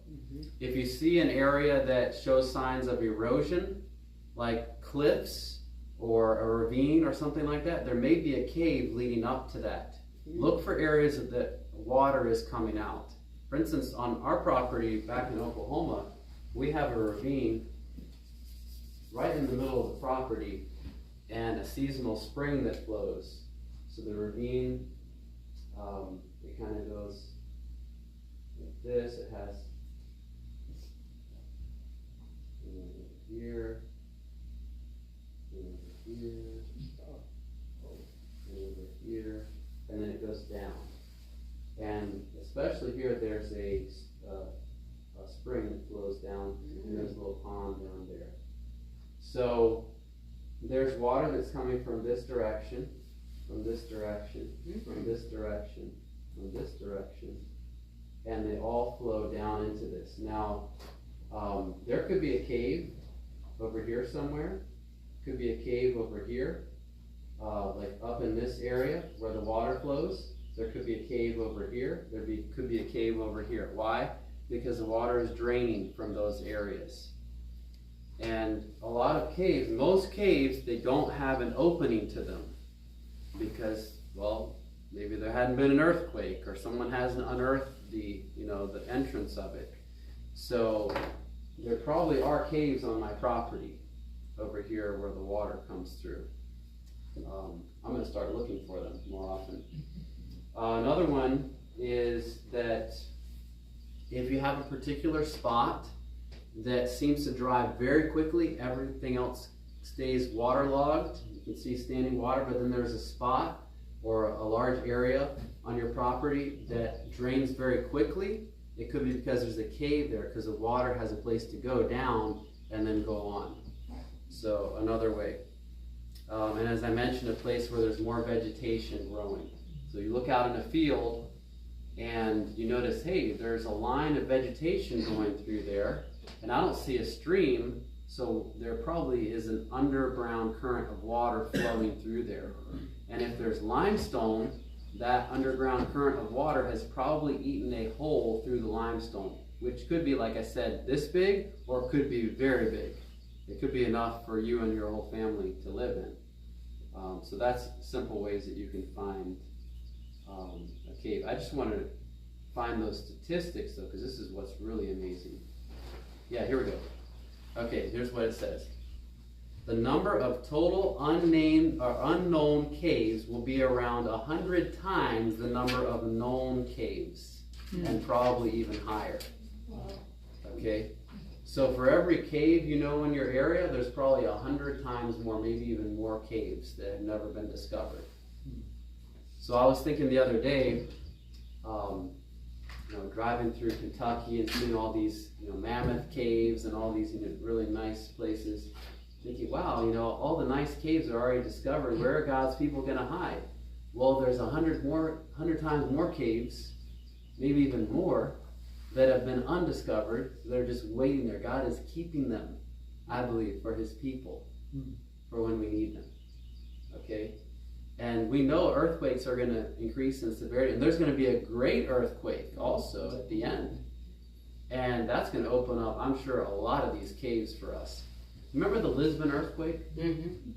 God uses earthquakes for purposes also. Because the Lisbon earthquake, not only was it a great sign to people that the Lord was doing something that we needed to pay attention to, but also that earthquake in Lisbon opened up a lot of natural springs. A lot of hot springs were opened up. And guess what people started doing with those hot springs? Hydrotherapy in Europe. So this great resurgence of hydrotherapy started in a lot of cases there in Europe with the Lisbon earthquake, because people started realizing, hey, there's all these hot springs that are flowing here now. So I believe God is going to open up some of these caves for us, but you may be able to find one yourself too. So there are plenty of places for us to stay. Okay. All right. Any more questions about shelter before I move on? Okay, I have a question for you. Let's say it's really cold and you have a way to start a fire. Should you start your fire close to your tent? Should you start your fire close to your bundle of sticks that you climb into and sleep in? No. Should you start your fire in your cave? It's going to fill with smoke, right? So you have to keep in mind safety with fires. A lot of times the only place you can have a fire is further away from your shelter. And so it may be that you decide, hey, I'd kind of like to sleep out in the open and sleep by the fire. You can do that. It's an option. Just be careful that you're not the kind of person that rolls over during your sleep and don't get too close. Now, you know what the #1 cause of injury is for hikers and campers? You'd be surprised. So besides sprains and strains, sprain your ankle. Well, it could be poison ivy, but I'm thinking about something even more serious. Snake bite. Nope, not snake bite. Eye injury. Why is that? Well, the most dangerous place to be for your eyes is right next to an open fire. In the fireplace, you have that screen, over it, or a wood stove, you can close it. Oh, sparks. They shoot. Yeah, especially some types of wood in particular, they just pop and it shoots out. Wow. And guess what? That's a flaming splinter. Wow. And people doctors that work by the Appalachian Trail, you know what they see a lot of? These flaming splinters embedded in people's eyes. Wow. So don't get too close to the fire, even if you're cold. And if you have the ability to carry a pair of safety glasses with you into the wilderness, or you have a pair of glasses, you're already somewhat protected. That could be a very, very important thing to have. So I would carry that. And also, think about this. If you're trying to cut down a tree or something, and this slips, wow, eye injuries are pretty serious. I know of a gentleman who was cutting down a tree with a chainsaw, and a big splinter came up off of the tree and went into his eye.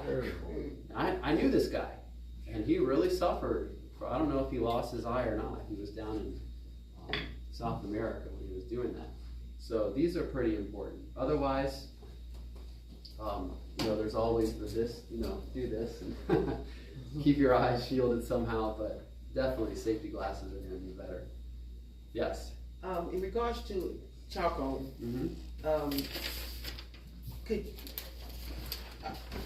without telling on myself, that was new information for me, the charcoal. Yeah. I really have a better appreciation, understanding about charcoal and elderberry yesterday. Yes. But anyway, could you put charcoal down, if a snake bites you, could you put charcoal down in that snake bite? Definitely, and that's a very good question. I know that have nothing to do with the... No, but it's a very good question, because I know you're concerned about those snake bites.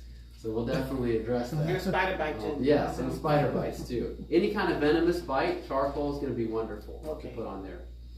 It depends on who you ask though.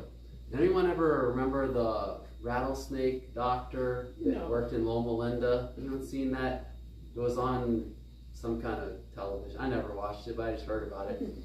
Well, I happened to meet in my travels his secretary. And when she came to one of our seminars, and I was talking about charcoal, and I said, people have used it. They make a poultice out of it. They put it over a snake bite. I've used it for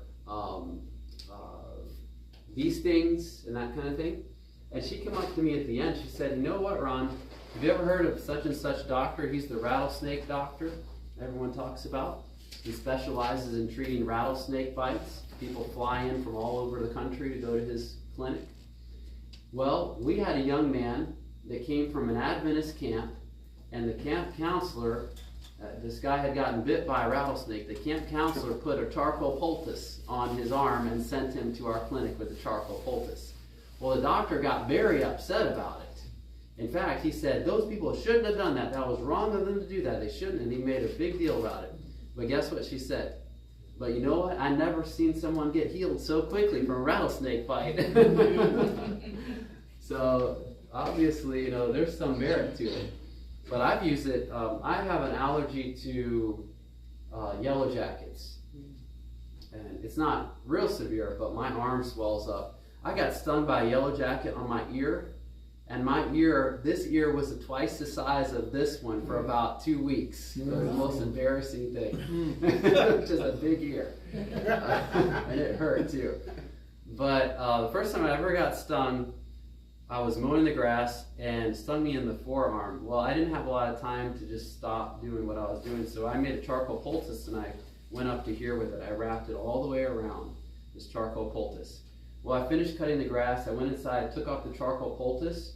My arm was really swollen right here, but it was fine over here. So wherever the charcoal was, it had absorbed that poison. So it works very well. Now, here's one thing to consider. You want to change it frequently, because if you're trying to get venom out of the arm, you want to allow the charcoal to stay there, maybe half an hour, maybe an hour, then take it off, put a new charcoal poultice, because you're going to be able to pull more out with, changing it over and over. Same thing with the plantain poultice. Remember I told you about how the Native Americans used the narrow leaf plantain, one of the herbs we identified outside for rattlesnakes. They use it as a poultice, and you take that off and you change it frequently. Somebody just said that in the chat too. Really? Broadleaf plantain is good for all venomous bites. Yeah. What you just said. Yeah, broadleaf and narrowleaf. Now we found narrowleaf out here, but broadleaf oftentimes grows wherever narrowleaf grows as well. You can at least find one of the two. Very, very common. So, good question though. Okay, let's see. Why don't we take a look at, Sister Buffet, why don't we take a look at those elderberries? Is that all we need in our survival pack? I like that. Well, this is the thing. You have to understand whatever your priorities are. That's what you want to pack for. So if you have to go out in the desert, you probably don't need a raincoat, but you may need something, yeah, you need a knife. You may need a wool blanket or something like that, One thing to consider though, wool is naturally antibacterial. It doesn't smell. You can wear it over and over again and it won't really retain body odor. And you want to get merino wool because it's soft, otherwise it's real coarse, it doesn't feel good on your skin. So a lot of hikers will wear a merino wool shirt or merino wool pants or merino wool undergarments that keep them warm. They don't have to keep washing it, even though you can wash it. You don't have to keep washing it because it's not going to smell really bad. It's naturally antibacterial. Merino wool socks is definitely a good idea as well. So, but yeah, you want to pack for the kind of scenario you're anticipating. And if you have room, you could bring a little bit more food. You could bring some more changes of clothing. But I guess really you want to keep in mind these stays, the 7 stays here, because you want to be able to make sure you're providing for these things. So think about, okay, the environment I'm going into, I need to have shelter, okay? So you may need to bring a tarp or a tent. Or maybe there's a cave. Maybe you don't need that. You need to stay warm. So you need to figure out a way of starting a fire. You might have the privilege of having a lighter. Or maybe you need to have one of these, or maybe both, You might carry a piece of fat wood around with you. You know what fat wood is? It's the inner core of the pine tree. And it's got a lot of oils and sap in it. It lights very easily and burns very hot. So they're good fire starters. Like kindling. It is like kindling, but it's from the base, the center of the base of the tree, the pine tree. So if we had a big pine tree here, the fat wood would be kind of down here at the base in the center. And I know if you ever cut down a tree, you cut through it right here and it smells so good, doesn't it? In the pine, that's where the fat wood is located.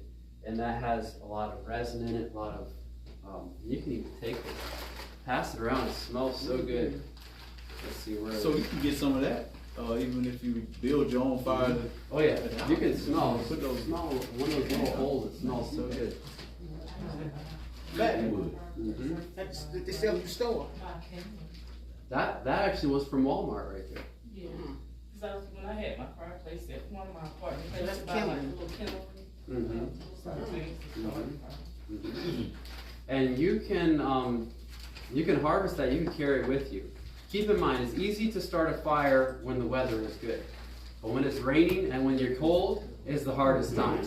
So it's a good idea to have things like that with you that you can use to start a fire. Don't use it on your fair weather days, but when, like in an emergency, it's good to have some of that, or at least know where to get it from. There's certain trees also that will burn better than others. Just know your local trees. Know which, like cedar, will burn a lot quicker than oak, or pine will burn a lot easier than a hardwood like hickory. It just catches fire easier. Hickory or the hardwoods, they'll burn really hot and long, but it takes longer to get them going. So it's always a good idea to practice these skills. Practice starting a fire in a safe place, of course. Practice using a knife. Practice filtering water. These kind of things are invaluable. How's our elderberry looking?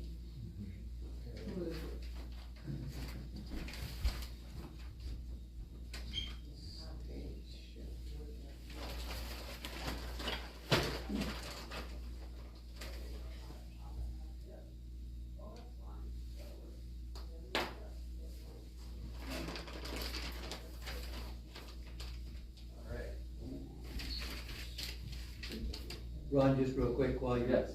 Back to the trees. Mm-hmm. Whenever I would read about Elijah on the run, Mm-hmm. and he slept under a juniper tree. Yes. I didn't know what a juniper tree was, Uh-huh. but where I work, we have junipers. Mm-hmm. And it's almost like a tent itself, where you can hide under it. Mm-hmm. Oh yeah. The branches come down like that. Definitely. Yeah, those naturally will let the water run off to the sides. Yeah. Definitely. Yeah, under a tree. As long as it's not an electrical storm. No, but juniper tree, those trees are kind of small, so they're not going to be like lightning rods. Sister Bethany, I'm thinking maybe we should cook this a little bit longer. Okay. Yeah, you can even put it on medium. On medium? Fine. Okay, I don't want to burn something. Would that be different, in the amount of time that you're cooking that versus making elderberry syrup? Versus, doing it in a tincture? It would. Elderberry syrup, We made a whole lot of that one. yeah. What did you put? What was your sweetener? Just sugar? No, it was honey. Honey? Early. Mm-hmm. Yeah, so with the syrup, you would, probably a number of ways you can make it, but as long as you're cooking the elderberry with the honey and a little bit of water, it probably would take about the same time as making this. You just have to get it the right consistency. Right. So, and then filter it out. Yes. In regards to that, the lightning, the thunderstorm, Mm-hmm. and you ain't found the cave yet, because the cave would be the ultimate. Mm-hmm. And first of all, Mm-hmm. ask God to not to let the lightning strike you. Mm-hmm. God first, Yes. cave next. But if you're not supposed to be up under the tree. Yeah. With a tarp, with a plastic thing like that, what's something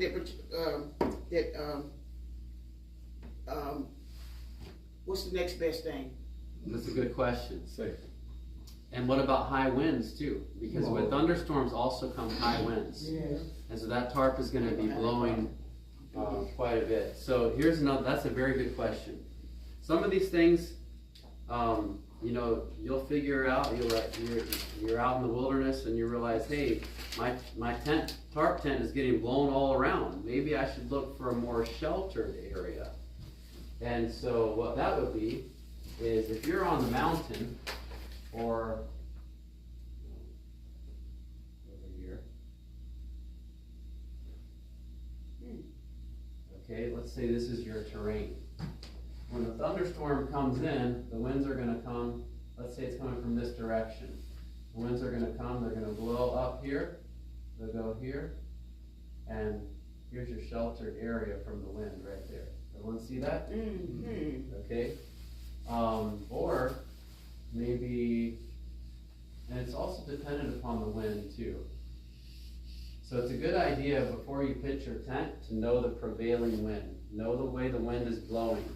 Because if the wind is blowing this way, you wouldn't want to have your only little opening where the wind can go in there and just open it up and get you cold too. Away. So let's say the wind is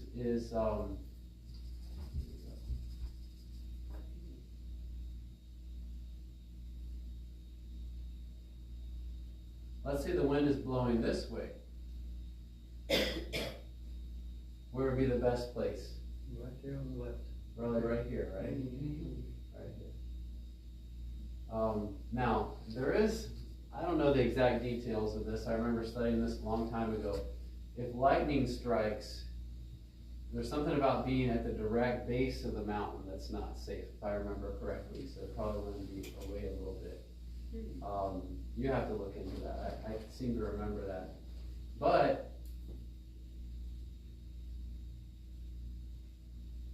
maybe there's a cave there. That would be even better. You don't have to worry about any of this stuff. So that would be the ideal. But just plan your tent in the area that will have the least wind effect. I went to a campground in Oklahoma City, and we actually had a tornado warning during that camp meeting, and some type of event. But the campground was kind of like this. There was a high part and there was a low part, and the low part was actually kind of a ravine. Well, everyone that had their tents up here, guess what happened to them? They blew away. They blew away. But down here, everyone was fine. Because the wind came through and it just kind of bypassed down there. So keep that in mind. Also, keep in mind flooding. You know, the wise man built his house upon the rock, but the foolish man built his house on the sand. It was too low on the lowlands. And when the floods came, the waters rose and swept those things away. Now, there was no water down here, so they were not in any danger. But keep that in mind as well. You want to have high enough so you're not going to get flooded if it rains, but not so high that when the storms come through, you get the brunt of the wind. So that's dealing with location of where you're going to put your shelter. Okay, any more questions on that? Okay. All right, so let's go on then. And we talked about hydration. I do want to show you that stick. If it's not raining, maybe we can go outside and get that and show you the water filtration with that. Okay, that's great. I think we've covered just about everything from there. Let me see if I have anything else in my bag that I needed to talk about.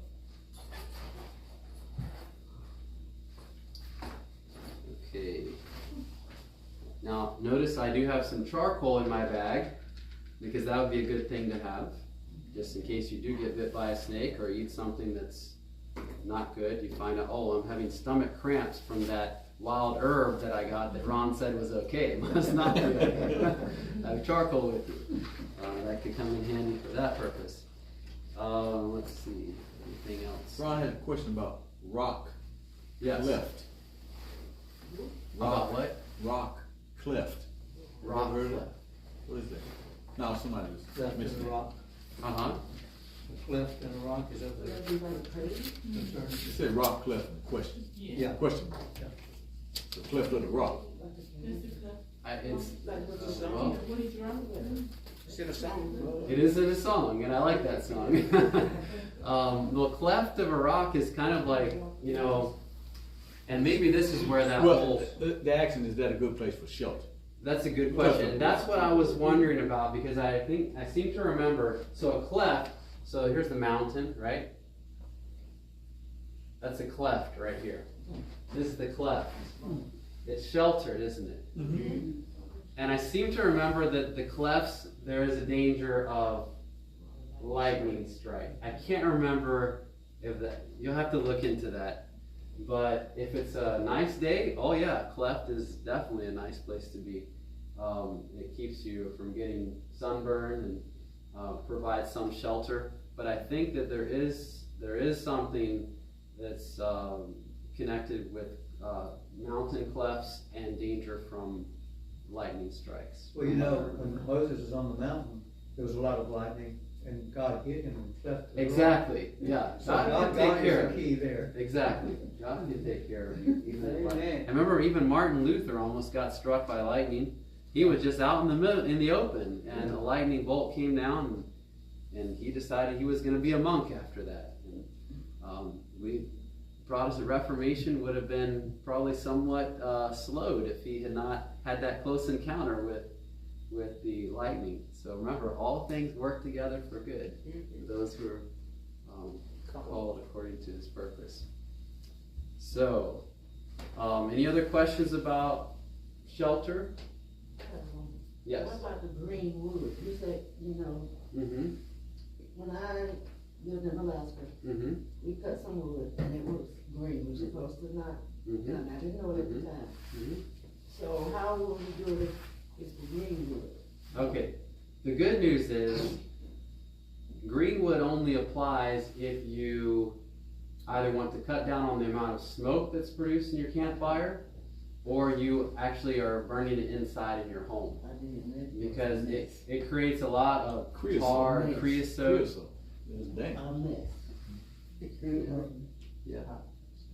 Yeah, probably some more. Okay, so you can burn anything on an open campfire. Just don't burn poison ivy, because then you can get some of those oils, you can breathe it in, that's really bad. Any kind of wood you can burn on a campfire. It's, even if it creates creosote, it's just going into the air, so you're not causing any issues with that. One issue though with freshly harvested wood, it's not going to burn as quickly or as hot. So it would be nice to find some of the nicest firewood is just dead trees or trees that have been dead for a while that are about to fall over, and those can burn really, really well. If you are by a freshwater water source, you can burn driftwood, and as long as it's it's on the bank and it's been dried out, you're not supposed to burn saltwater driftwood because it can produce some type of sulfuric, noxious toxin gas. So don't burn saltwater driftwood. But I've burned quite a bit. We've kept our family warm with freshwater driftwood. It burns very well because it's something about it. The water gets in it, and then when the water level goes up, it deposits it on the bank, and then the water level goes down, and that wood just dries out so well. I don't know, it's kind of like, you soak your almonds or your peanuts or your pecans or whatever, and then you dehydrate them. They're easily digestible, and they're more crunchy. There's something about that freshwater driftwood that makes it burn better too. So you could easily, you could burn that as well. Good fire starters, pine cones work very well for starting fires. Keep in mind you'll still have to have some kind of kindling and more like dried leaves and crumbled up things to catch the larger things. So when you're starting a fire, actually I should describe this. When you're starting a fire, you can burn wet logs on a really well-established fire. But you start with very small, very dry pieces. The bird's nest, usually very good for starting because it already has all those small fibers and things the bird has gone around, and it makes a nice soft little indentation there, That's caused by all these soft, dry fibers. And those will burn very well. If you don't have a bird's nest, you can go find really dry, fine leaves, crumble them up. So you start with small pieces, right? Very small pieces, maybe some very small pieces of sticks, dried grass, right? That's what you want to start your fire with. Then you bring in bigger sticks, maybe your fat wood or maybe even the pine cones at this point. And then you move on to your split wood, okay? And then you can move on to your round logs. That's a little bit. The round logs. And then you can move on to anything, because by that time the fire is burning these things, it will burn even wet logs, it'll burn all kinds of stuff. So start small with the fire, and then you move up. Some people, they'll start over here, and I'll tell you what, you could have all the equipment in the world, but if you don't know how to use it, you know, I can remember the first time I tried to start a fire, I had a lighter, and I was just trying, why isn't this lighting? You know, I could spend an hour there trying to light this round log, you know, or a wet round log. You can char the whole outside of that thing with a lighter, and you waste all your fuel, and you still don't have a fire. So there's a certain amount of knowledge that's even more important than equipment, because you could start a fire with this with just one match, or with just one strike of a magnesium rod, as compared with someone who has a whole handful of lighters and is trying all day to light one piece. So technique is very important. If you've never lit your own fire, go to a place where it's legal to do in your area and practice. Just make sure that you don't start a forest fire, you know, but be careful with it. But it's important. That's a very important skill to know how to do. The very first time I learned how to light a fire effectively was by watching a friend of mine. We were on a mission trip in Jamaica, and he was a native Jamaican, even though I met him back in the States, and he's the one who got us to come out. That's pretty good. It could probably go for about 5 more minutes. Just make sure you don't burn it. That's the key. That's the key. Yep. I've done that before. And anyway, it was wet. It had been raining. And for some reason, the power had gone out in our mission house there in Jamaica. And he said, Ron, no worries. Come on outside. We'll show you how we do it in the bush. So he went out there, wet logs, you know, and I think he might have had a lighter. I don't remember. But he made this little fire. He got a piece of cardboard. He got down on his hands and his knees. He blew at it. He took the cardboard and he, you know, made a fan out of it. And we had something to cook on within like 5 minutes. Wow. It was amazing. Why? Because he had done it before. He was used to it. And that really got me thinking, hey, I need to really build up my skills with these types of things. It just takes time and practice. And if you're not comfortable with it now, that's okay. People are not born comfortable with that kind of thing.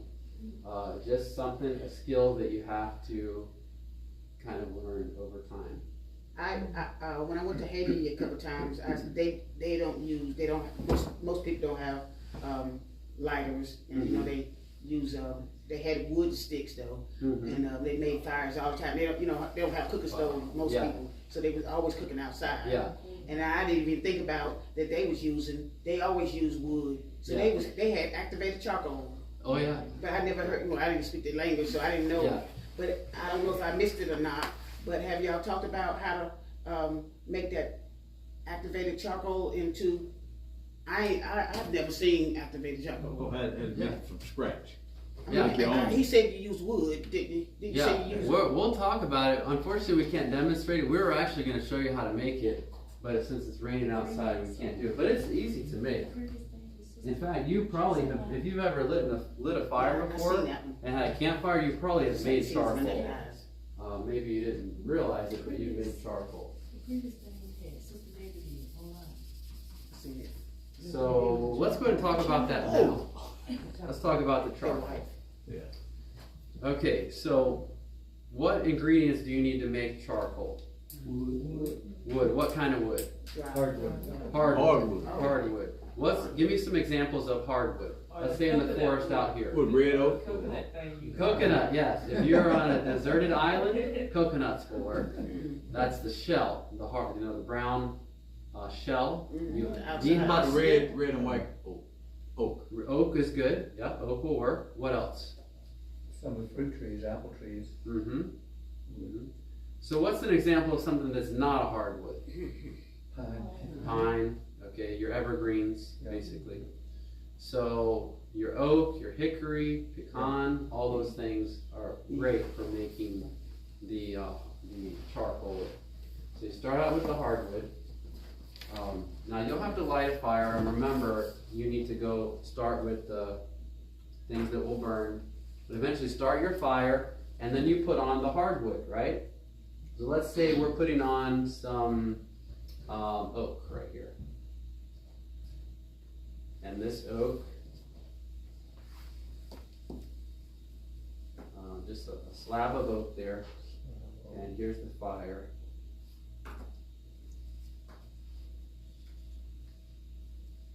Okay.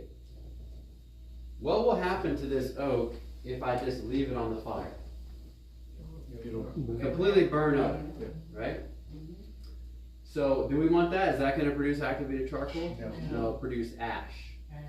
So what we want to do is once this thing gets hot enough and it starts burning, let's say half the log is burnt, you know it's really going after that. What we want to do is cut off the supply of oxygen. We want to seal it somehow. This will continue to burn in the absence of oxygen and will create charcoal. So what are some ways that we can do that? Anyone have any idea? That's good. That looks good. Excellent. Me too. Cut off the supply of oxygen? Yes. Well, if you actually burn it in a fireplace, you can close it, You can right? close everything. Exactly. Vents and everything. And you can make charcoal that way. I'm going to grab something here so you all can see it. Start making your own charcoal.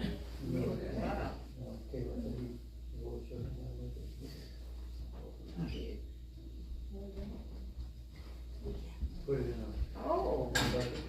You can make your own charcoal in a grill. You know why? Because as long as you can cut off all the air, now there's a couple little holes here. You probably have to cover those as well. But if you can get this pretty much airtight, cut off that vent right there as well, you can create your own charcoal right in here.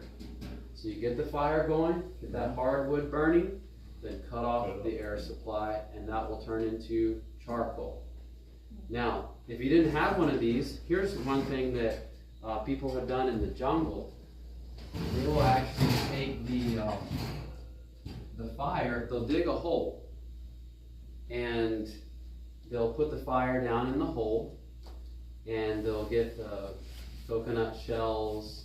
Now, keep in mind, it's just the wood part, not the husk. You dehusk, the coconut, and then you crack the hard wood shell, then you scrape out what's that wood shell that the coconut meat is attached to. That's what you can make charcoal with. So you can use that. You can even use bamboo. Bamboo is a hardwood. Ron, Yes. is that's why they say a lot of people recommend coconut activated charcoal? Yes. Yeah. It's supposed to be like a better. It's even better. It creates a very, very fine, powdery why a lot of charcoal. people. Yeah, it's really good. Amazon. Yeah. Yeah. You can, or other health food stores will sell it too. It's the higher quality. Yeah. And that's, I always wondered why they always mention that. Charcoal. Yeah. Okay. Now keep in mind, this is just charcoal. It's not activated charcoal. Right. And I'll explain the difference in just a moment. But this will work in very much the same way. So let's say we've got that hardwood or coconut shells or bamboo burning down there in the pit, and it's burning really well. Well, we could take some banana leaves or something that will not catch on fire, and we cover it. We smother that fire, but it's still there. It's able to burn there in the absence of oxygen. And you probably could just dump sand on it, and it would still continue to burn as well, if that's all you had. But if you uncover that, you have to take that you'll see the charcoal in there. Go ahead and figure out a way, maybe with a stick, Move that charcoal away from that fire area. Otherwise, you know what's going to happen? You come back 15 minutes later, it will be burnt. Because charcoal will burn very easily, right? In fact, we had a survivalist that showed us how to make activated charcoal when I was at UT Pines. And he made this beautiful batch of activated charcoal using bamboo. We had uncovered it. And how he did it was he put a piece of metal, like tin roof, you know.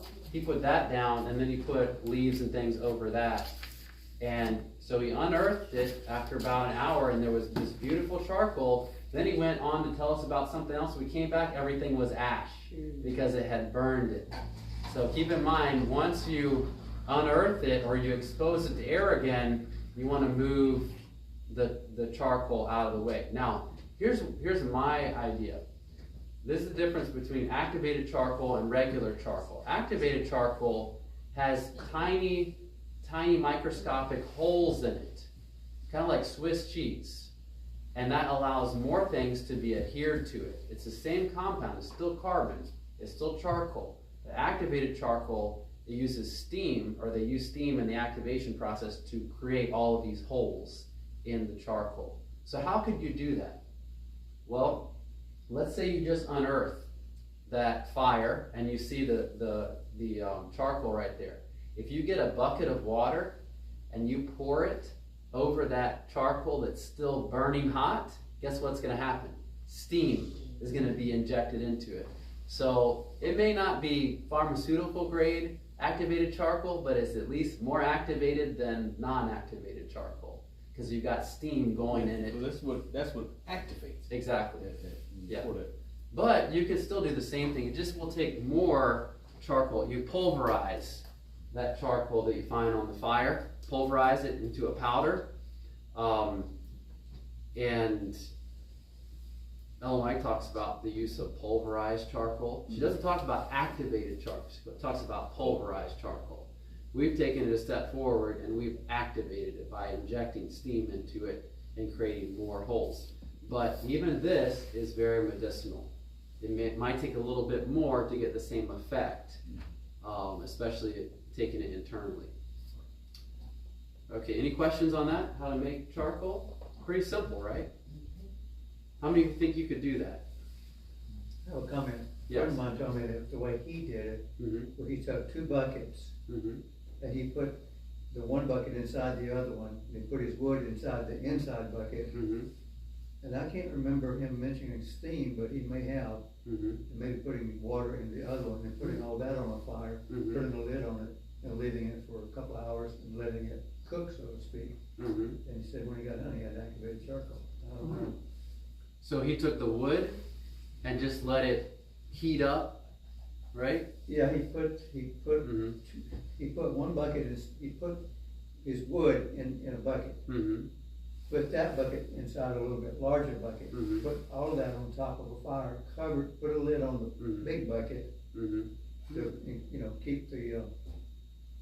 And he burned the wood inside that one bucket. Yeah, that would work too. Yeah. That would definitely work. I know, anyone know Dr. Don Miller from UT Pines? What he would do is he would take bamboo and he would cut a piece of bamboo and he would put it into a pipe, like a brass pipe, and put 2 fittings on the end and throw that whole thing in the fire. He said that he was concerned that someone was going to come after him for making pipe bombs. They were for making activated charcoal. Well, anyway, he would take that thing out of the fire after it was done and unscrew it and pull out this long piece of bamboo activated charcoal. It was actually really neat looking. And you could put that in a water bottle, help to. So that would definitely work, either way. The fire has to be out. Has to continue to heat and burn in the absence of oxygen. That's really the key. There are probably a number of ways to make it. How are we doing on time? Is that clock right? No, that's not. Okay. All right, so we're going to go ahead and make the tincture here now. Is that the elderberry smelling like that? That is. It has a very distinct smell. Smell it for a while. I don't smell anything. By the way, if you're in bear country and you do this, be careful. Oh, yeah. Because they actually will come into your home because they love the smell of cooked elderberry. Wow. We were making an elderberry tincture in northern Idaho, it was actually central Idaho, and there are grizzly bears around there. And one night, I had left it on low and just in a crock pot, and I heard a noise outside. My wife said, "What's that noise outside?" And I ran right away to the kitchen, turned the thing off, turned the lights on outside. It could have been a bear trying to get in. But just keep that in mind. That's kind of the only competitor for elderberry, but they really enjoy it. Okay, but for us, we actually need to cook it. Otherwise, we'll, as I said before, it doesn't sit well on your stomach. So we've cooked the elderberry, and I had some gloves here. Okay. Okay, so I'm going to show you how easily to make a quick elderberry tincture. Nope. I don't use alcohol in any of my tinctures. Why? Because I don't use alcohol. So, there's really no need to. In fact, especially if you boil it like this, if you want to take a look at this, see how dark that water is? Why do they even use alcohol? Because it preserves very Preserves well. it longer. That's It number keeps it. one. And it does extract. Alcohol is a solvent. But you know what else is a solvent? Just plain water. Plain water, yeah. Look at how dark that water is. That's got a lot of the elderberry in it. So about how many cups, like how much elderberry was that? So this was a half a pound of dried elderberry. We can measure the cups, but it looks like about 2 cups. You can put 3 cups in there. I First you put need water, 2. 3 cups of water, but I just poured half the bag. Yeah. And some of that water is evaporated. So this is more concentrated. Now for elderberry, you wouldn't want to use alcohol anyway, because alcohol breaks down proteins, it denatures proteins, and the proteins in here are the medicinal agent.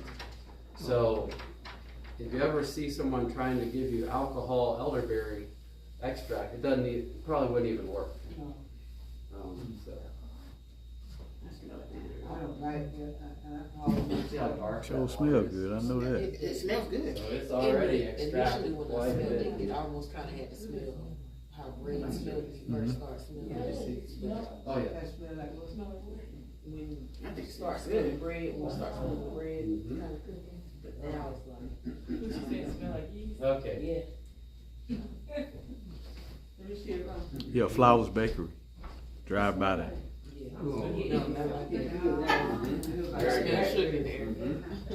Okay, so if you had to use this, you could take maybe an ounce of this liquid, and there you go. There's your elderberry treatment right there. If you have too much elderberry, you probably will never want to take elderberry again. Because it really upsets the stomach. I've taken too much of it, and even when I smell it, I think, oh no, not that again. My mind, when you have an experience with a food, you kind of think, oh no.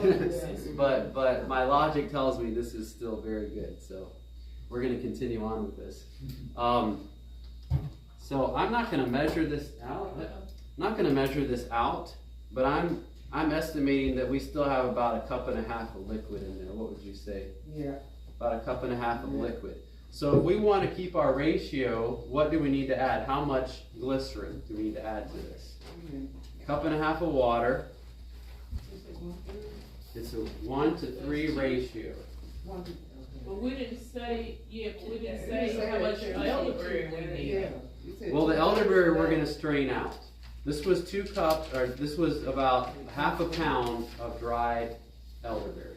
Okay, so how much elderberry juice do we need? Put the ratio. Because you didn't give us the elderberry, you just gave us the water and the glycerin. Yeah. So the elderberry itself, we'll press it out and we'll throw it away. What we're doing is just creating an extract. So the liquid is what we're looking for in terms of the ratio. The liquid, what we want is, remember, the 1 part water to 1/3. to 2 parts 2/3 glycerin. And then how much? So if we have, a cup and a half of elderberry juice. well, okay, actually, let me just, I probably, This was a pound. yeah, that was a pound. Does anyone know what happened to my eraser? I must have misplaced it somewhere. No, that's the box. Oh, no, it is in here. It is, you put it back I in. guess I put it back in there. Okay. I want to make sure that everyone realizes what we're doing here. So, the basic recipe would be, or ratio, would be 1/3 water to 2/3 glycerin. Okay. In terms of the elderberries, there's no real formula, I would say, in terms of dried herb. I know some people that will take dried herb and put it all the way up to how much water they have, and they'll put a lid on it and they'll boil it. But what I try to do is just estimate, okay, what's going to be a good amount to make a really strong tincture. And that could vary based on what herb you're using or even how much herb you have. This right here, you can tell that's going to be very strong. Look at how much water there is compared to the elderberry. There's really not much. So for our purposes, we took 1/2 pound of elderberry, dried elderberry, to 3 cups of water.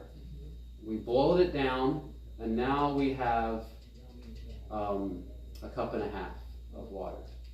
So you can kind of decide how much herb you want to use. That's kind of up to you, however strong you want to make it.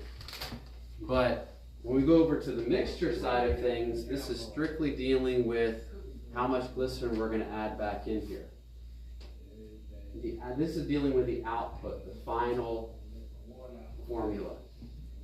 So this 1/3 water, that's right here. How much water do we have there? It's about 1.5 cups. So you consider that your water? Exactly. Oh, okay. That's right. All right. So let's say over here we got 1 1/2 cup of the water. How much glycerin then do we need to get this ratio? 2 1/4. What would it be? 2 1/4. Would it be 2 1/4? Who's really good with fractions? 2 1/4? Is it not 1 to 2 ratio? Yeah, 1 to 2 basically. So it'd be twice. It would be 3, right? Yeah, it'd be 3 cups. Exactly 3. 3 cups. Mhm. Okay, everyone see that? So, yeah. Exactly. So, 1.5 to, actually, is that correct? That's That too much. doesn't That's look too, right for that's some too, that's too reason. much It may glycerin. not look right, but if it's No, one, you use a lot of glycerin. You do use a lot yes, of glycerin. you have to. if it's It 1 has to to 2, be. that's right. It has to be about 66% glycerin. That's, Oh, That'd be right. 66%. yeah, 2/3, because it will preserve it. Yeah. So that's right. Is the ratio 1 to 2? That's the difference between the tincture and the syrup. Because the syrup is not gonna, The syrup, you're going to use some kind of sweetener in it. right. The tincture, you you're going to don't- you use don't. either glycerin, alcohol, or some other type of salt. Right. Now, I've never made a tincture with alcohol because I don't want to drink alcohol. Right. You know, because Right. it's still alcohol. So I use water and glycerin. Glycerin. And what I do with all of my tinctures is I will boil them first because water extracts things differently than glycerin does. So it's kind of like a double extraction. First you extract with water, then you extract with glycerin. You extract with water by boiling it, like what we did here, and then you'll add in the glycerin. And technically you should have it sitting there for a little while with the glycerin even up to a couple weeks. We're not gonna have that luxury today. We're gonna let it sit for probably an hour. You said for up to a couple of weeks. It just depends on what you're tincturing. Elderberry doesn't take as long, but if you're tincturing like bark or something like that, you may want to leave it a little bit longer. Sister Bethay, do you have a mason jar? Yes. I actually need 2 quart mason jars. Okay. If you have those. I got them. And also, if you have a measuring cup too. Yes. Okay. You wanna use the one I use? One cup.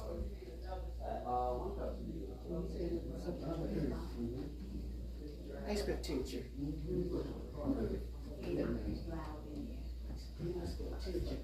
T-I-N-C, So I use the jar. Okay. T-I-N-C. T-U-R-E. G-U. Jar. Thank you.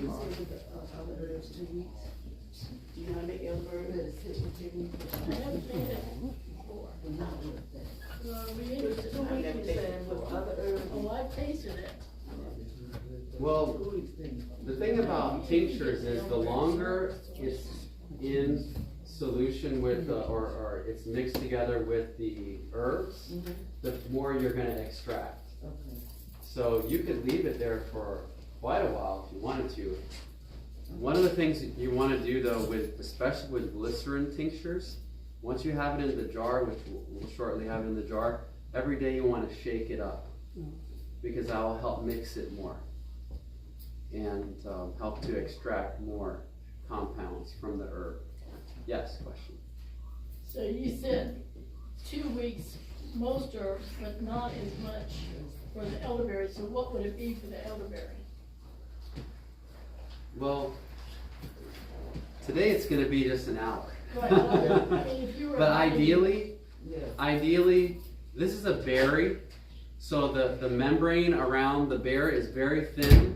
It's not going to take a long time to extract things away from that berry, you know. Kind of think of it kind of like digestion, you know. A berry digests very quickly. It's kind of flimsy, you know. It's very crushable and permeable. But a piece of bark, that would take quite a bit longer. Right. And that's why it's even better, you know, you got to boil that longer. This you don't have to boil quite as long before it starts to exude the internal components.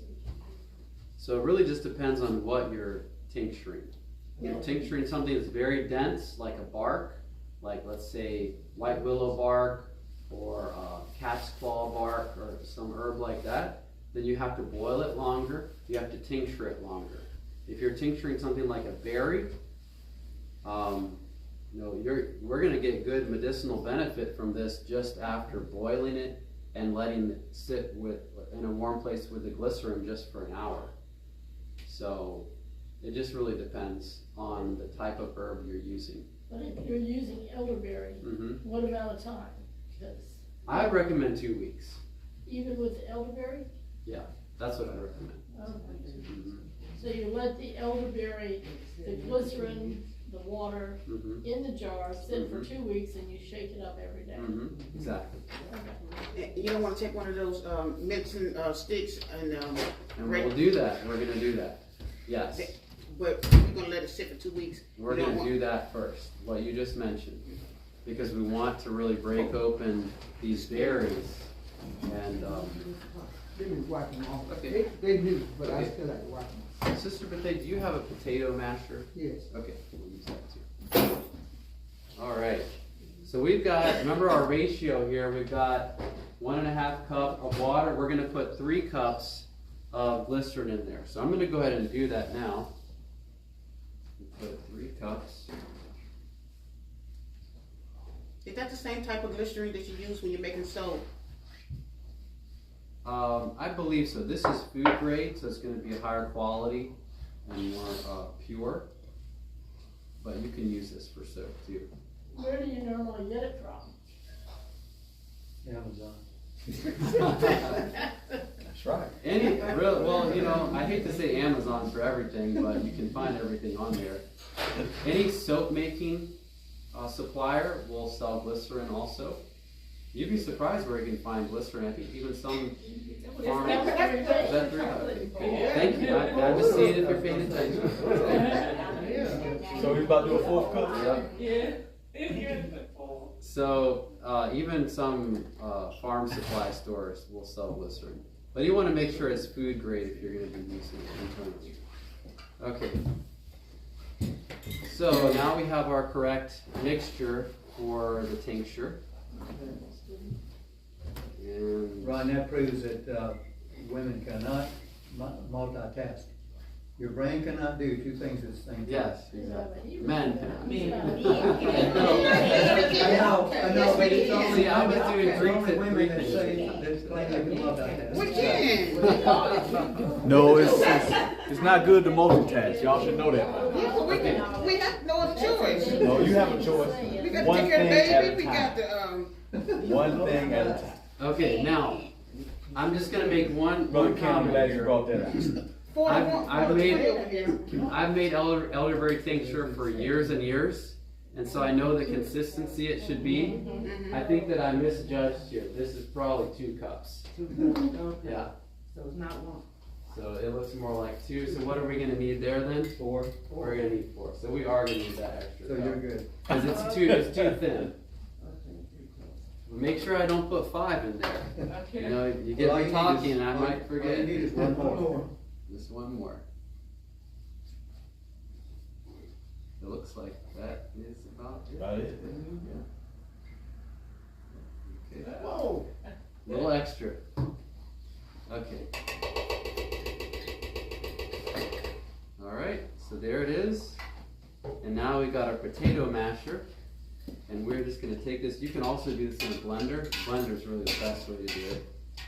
Oh, that's right. So actually, you're gonna have more juice once you mash it. You will get some more juice out of it. Exactly. These berries didn't really rehydrate as much as I would have liked. You probably could leave it soaking overnight to do that. But fresh elderberry, they're full of juice. These don't have as much water. So you put that whole thing in a blender if you're at home? Yeah, you can blend the whole thing, and then you would pour it out into the jars. Everything there into the jar, close it off, and let it tincture for 2 weeks. Shake it every day. What's the nutritional value of the tincture? Well, I'm sure it has nutritional value, but the main value with elderberry is just antiviral. It also helps with allergies as well. In fact, some people drink fresh elderberry juice for managing their allergies. It seems to really help. Okay.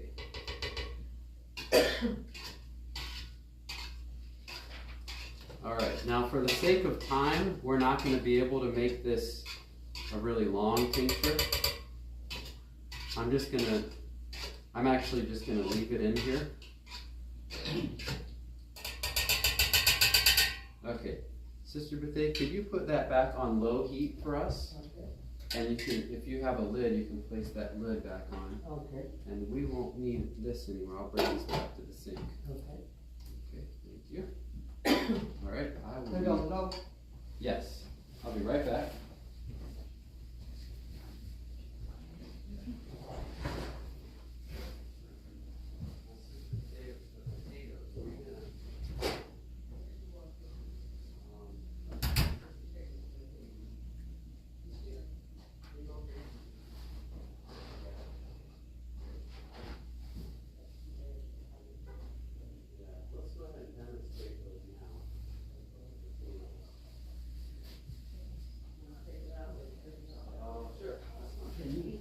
Okay, so while we're waiting for that to warm a little bit, and we're gonna not make the tincture just yet, we're gonna wait until that warms a little. Okay. Who's hungry? Anyone? Okay. Now, we were going to make a fire outside today, and we're gonna cook on the campfire. So that's why we got these sweet potatoes. But at the very least, we're going to show you how to prepare them to put on a campfire. We have these two things here. Now, Sister Buffet, let's get a pot and we'll clean all of these off. Okay. And I will. Okay. And we will get these started on our fireplace indoors, but we'll be able to cook it on an open fire.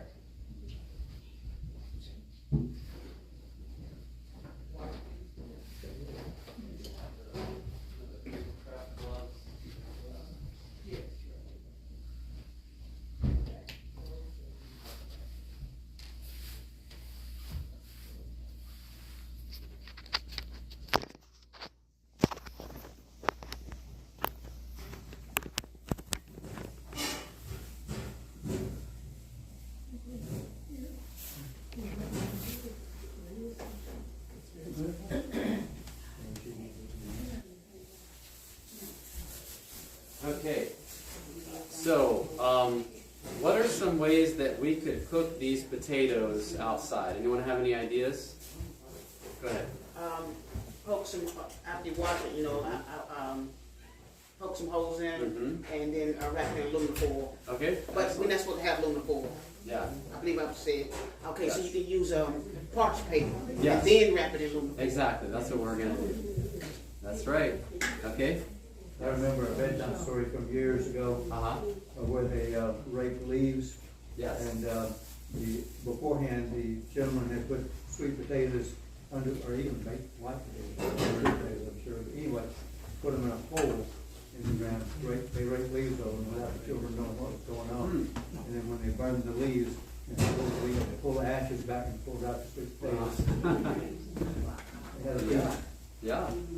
Sweet potatoes and Irish potatoes and even onions and even apples are very easy to cook over a campfire. And really the ideal thing is to keep aluminum foil around it. But even then, you can still cook. The peel will, or the skin will be burnt if you cook it in a fire. But ideally, you want the flame to die down and there to be all these hot embers. So when the flame dies down, then that's when you cook your food on the fire, directly on the fire. That's when you don't have anything else to use. But they also have these, the cooking grates that you can put over the campfire. Those are very helpful if you have one of those. You can make those just by taking some chicken wire and stringing it across. You dig a hole, you make a pit, and you string chicken wire over the top of it. You can use that as kind of a grill to cook things on. One of the most popular ways of cooking things on a campfire is simply boiling them. Because as long as you have a pot to use to boil, you can cook anything by boiling it. So that's a real common way. Let's see. I think that's about it. There are no microwaves. What about the old refrigerator grills? You can use those too. That works very well. And you have to be resourceful. Just find what you have in the area. So definitely. And if you don't have anything, then you'll have to figure out another way. Maybe, like we said, just letting the fire die down and putting those potatoes close enough to those glowing embers that will cook them. Okay. All right. Well. Right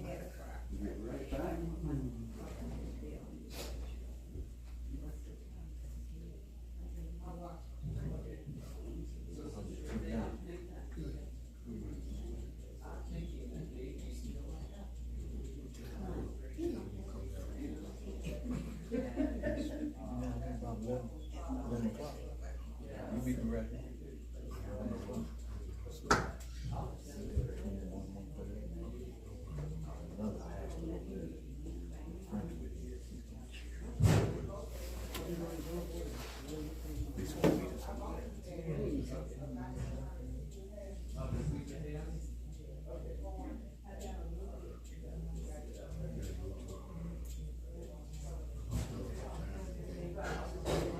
Brother Ben, who printed your t-shirt?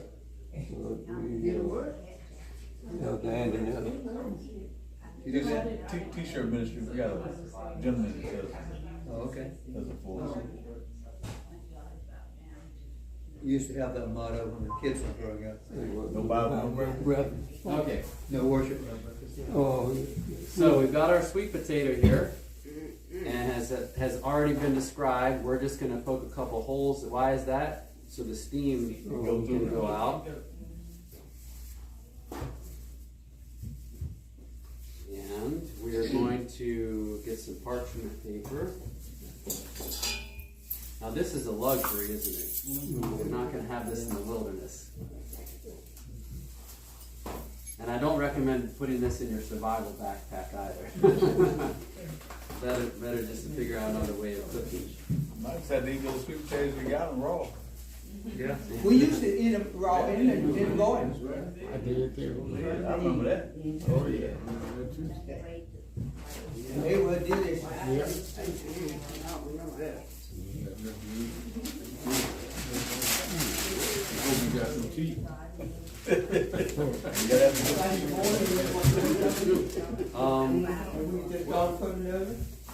I can demonstrate just this one. Yeah, I can just demonstrate this one. You want me to watch the other ones too, so I can have one? Sure.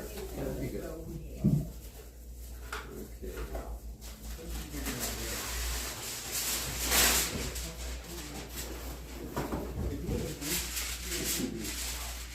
All right, so we are wrapping these up.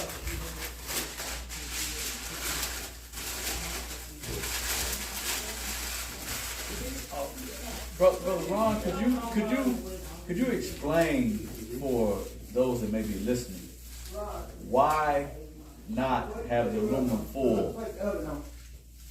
Yeah. Which one? What do you think, 400? Yeah. Why not have the aluminum foil? Why you have that parchment paper, then the aluminum foil? Okay, that's a very Could you good explain that? question. So the question was, why do we put parchment paper in between the aluminum and the food? Well, there's quite a bit of controversy regarding the use of aluminum, but there are some concerns with it. You know, some people have linked it to Alzheimer's. It's not a metal that historically has been used for cooking type things. In fact, aluminum used to be so rare, it was more valuable than gold. Because people just didn't have it, they didn't have access to it. There's a story of a man who went to a palace and he was very upset because he was not given the servingware made of aluminum, only gold. He had to eat with the gold utensils, not the aluminum utensils, because aluminum was so much more valuable at that time. But now aluminum is everywhere, and we have to limit our use in terms of cookware. I've chosen not to use aluminum pots personally because of my concern.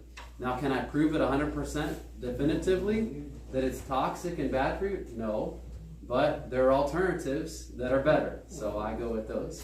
And if there's an alternative for covering the sweet potato with something that might protect it from the aluminum leaching into, then I'll use this over here.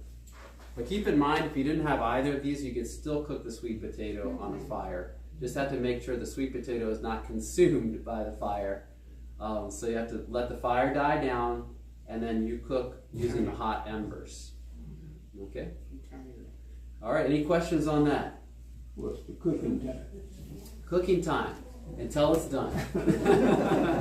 The thing about cooking over a campfire, you just have to keep checking it. Because you don't have a thermostat that says, okay, we're going to turn this campfire to 400 degrees in 10 minutes. It just, you got to work with what you got. So the variable that you have to work with is time, when you don't have control of the other variables. So you just have to keep checking to make sure it's done. And how do you know if a sweet potato is done? Stick a fork in it. Stick a fork in it. Stick your knife. Yeah, definitely. So that's simple simple ways of cooking something over the fire. I wish we could have demonstrated it. That was the plan. We went outside, and we also did the activated charcoal outside. We also cooked the sweet potatoes, but it just didn't work out today. But I think if the longer you cook it, don't it produce more sugar, which is not good. I think it's what based on my training, Sister Golson taught me, is that it should be hard, it shouldn't be soft. It should be kind of hard. Yeah. What happens is the fibers start to break down. Yeah. And so if you have something with a lot of fiber in it and you cook it and cook it and cook it, you notice like carrots, you can cook carrots enough so that they just disintegrate. You touch it and it just, it's like carrot pudding if you cook it too long. It starts to break down the fibers. So if you have food with the fiber all broken down, it's almost like having food without the fiber in it, which increases blood sugar. So yeah, definitely you want to make sure that it's the right. Don't want to overcook it, but at the same time you don't want to undercook it either. Sweet potatoes actually have quite a bit of latex in them. So if you have a latex allergy, you could have sensitivity to that in sweet potato. And if the sweet potato is not cooked enough, then you could have the allergy brought about by eating a sweet potato. So cooking helps to destroy the latex in the sweet potato. Okay, any questions on anything that we covered? Okay. All right. So we're waiting for this now. Let me think. Well, I had a question outside of survival. Yeah. Because a lot of people have asked about this. But you remember years ago when you talked about that natural probiotic that you made. Could you go over that again? Because a lot of people are concerned about probiotics. Definitely. Well, I have a whole series on YouTube. It's called The Gut-Brain Connection and Beyond. Right. Okay. It's on that? Okay. It is on there, but I'll explain it just briefly. Okay. The Gut-Brain Connection and Beyond. The gut-brain connection and beyond. Okay. Now, I'll start out by asking you a question. Who here has read the writings of Ellen White? Which one? Any of them? Any of them. Okay, do you appreciate those writings? Yes. Okay, do you believe that she speaks truth? Yes. Okay, all right. She was we just want to punch holes in it. Okay, so I'm going to go through another route of showing you this as well. So don't worry, even if you don't have that belief. I personally believe that she's inspired. Okay, so on Ellen White's table, she gave a description a number of times of the kind of things that she served as giving an understanding of, hey, this is what health reform should look like, right? There was tomatoes, there were oranges, there were breads. What kind of bread did she recommend? Whole wheat, or at least part whole wheat, part white. Does talk about that a little bit. So definitely a lot of fiber in the bread. But she also says, at my table I don't serve butter, but I often serve buttermilk. Buttermilk. Who likes buttermilk? Haven't had it in 50 years. Yes. Who knows how buttermilk is formed? Yeah. Anyone? I know the way my mother did it. She'd take milk that we milked ourselves, put it in a churn, set it with a fire so it would clabber or ferment to some degree, then take the butter off, and then she would churn it and make buttermilk. And that was the buttermilk. So that word that you just used, ferment, right? Buttermilk is fermented. You know that? Yeah. It is. So Ellen White put fermented food on her table. Do you see that? Everyone see that? Now, what type of fermentation though? Did she serve alcoholic beverages on the table? No. Did she serve putrefying flesh on the table? No. This is in a very specific type of fermentation. So let me briefly explain this. There are different types of fermentation based on the type of organism that is causing the fermentation and also the substrate or the substance that is being fermented. Okay? Buttermilk, what's being fermented? It's the sugars in the milk. Okay? You know what kind of bacteria are fermenting it? Lactic acid producing bacteria.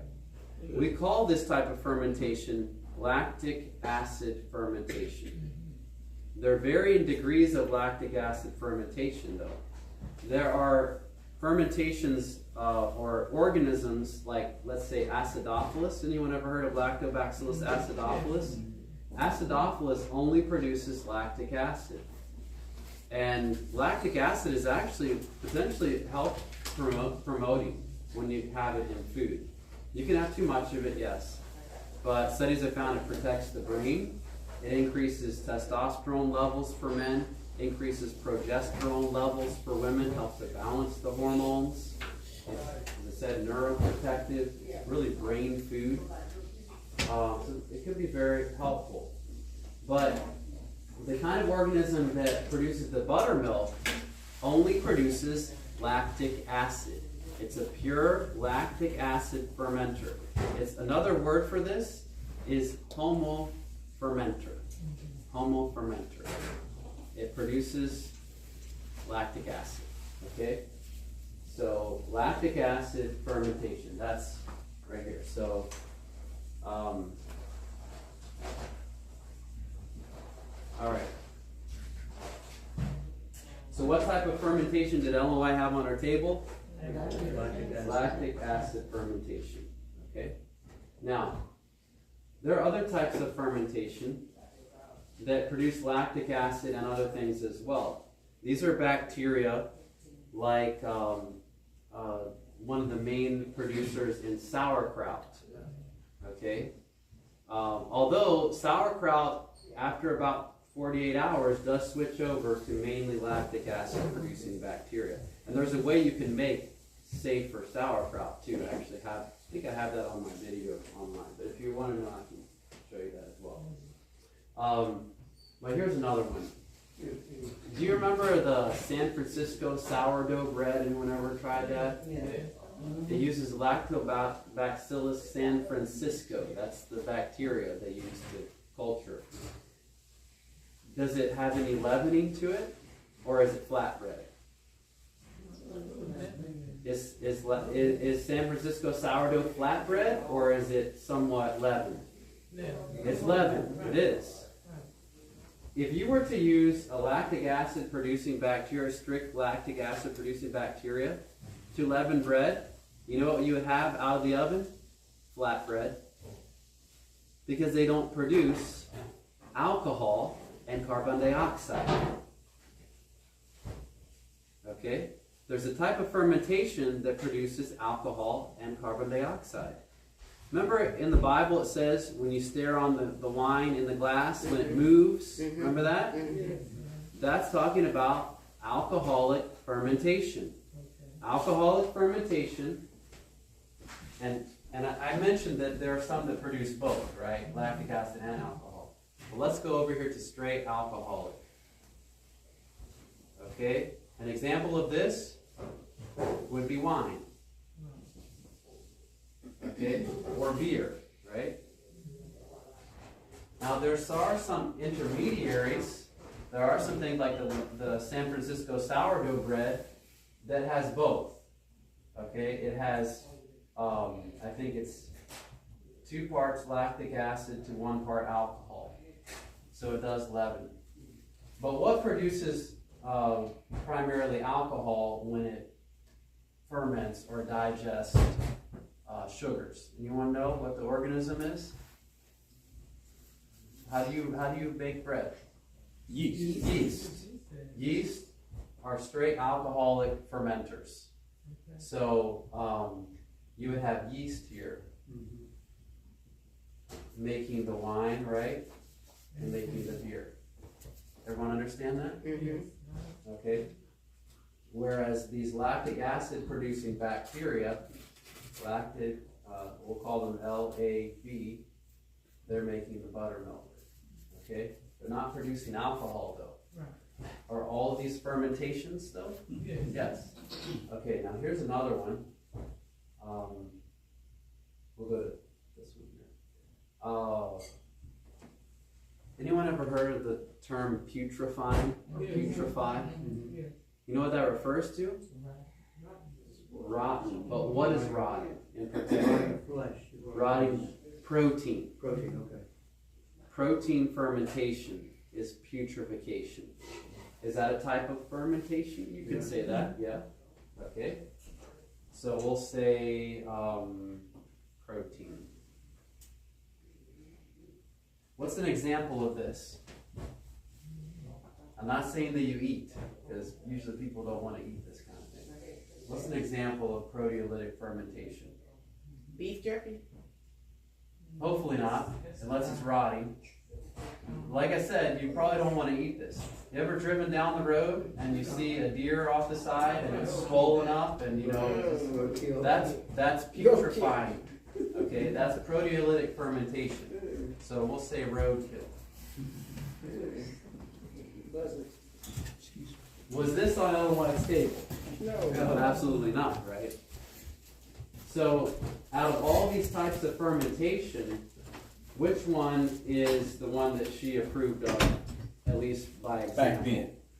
It's this one right here, right? Buttermilk. Now keep in mind, milk comes from cows, and we wonder, are cows really safe? I've chosen to take a stance away from cow's milk because of things I found out about it. But you can still have lactic acid producing bacteria. In fact, our guts should be colonized in a large degree by these lactic acid producing bacteria. Where do we get them from? We actually get them from the foods that we eat. So you pick an apple off the tree, you know what? In the crevices of that apple, there are lactic acid producing bacteria, probiotic bacteria. When you eat that, those bacteria, most of them will survive the stomach acid.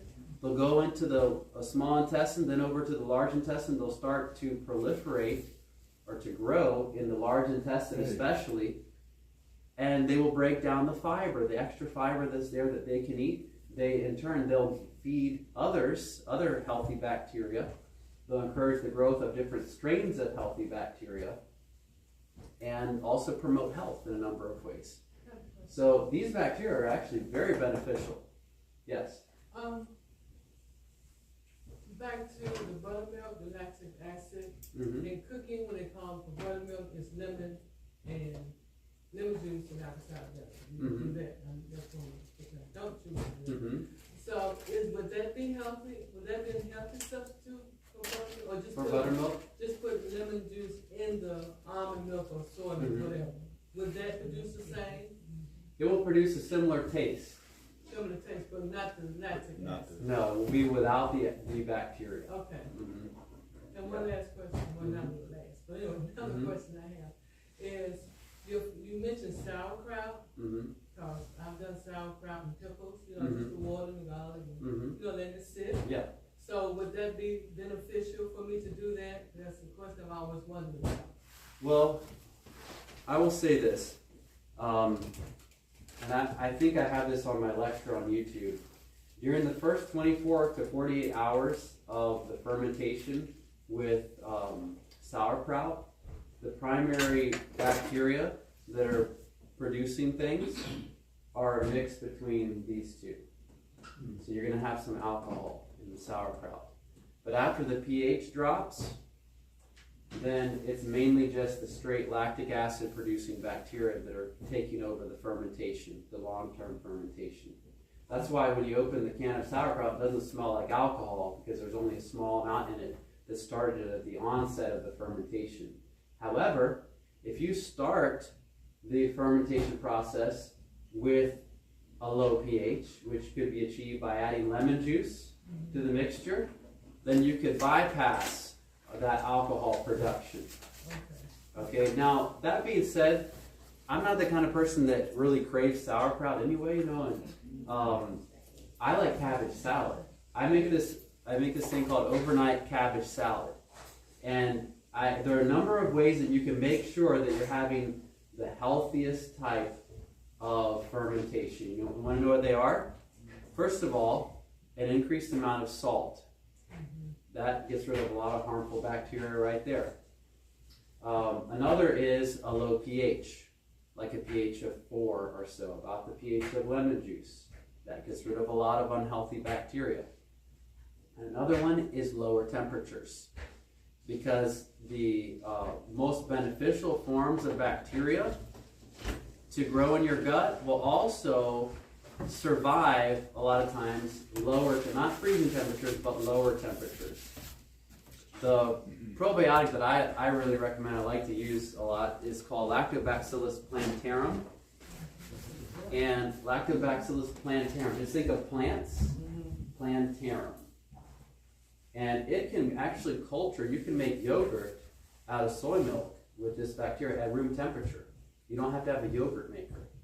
And so that makes it even safer to culture. Now, honestly, I'm not the kind of person that says you have to have it all the time, you know.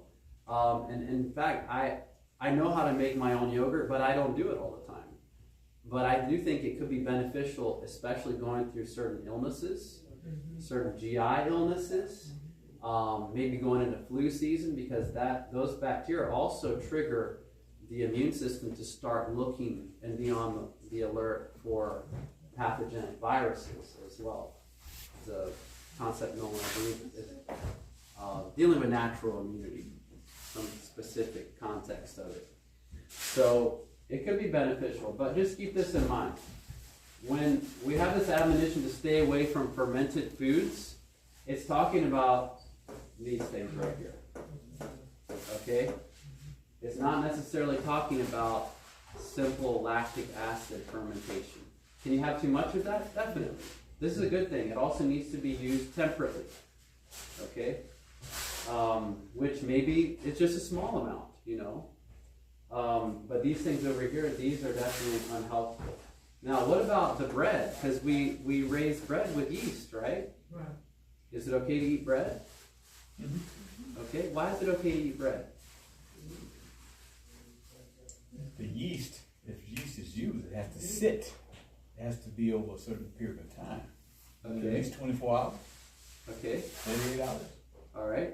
You got the grains in the bread. Okay.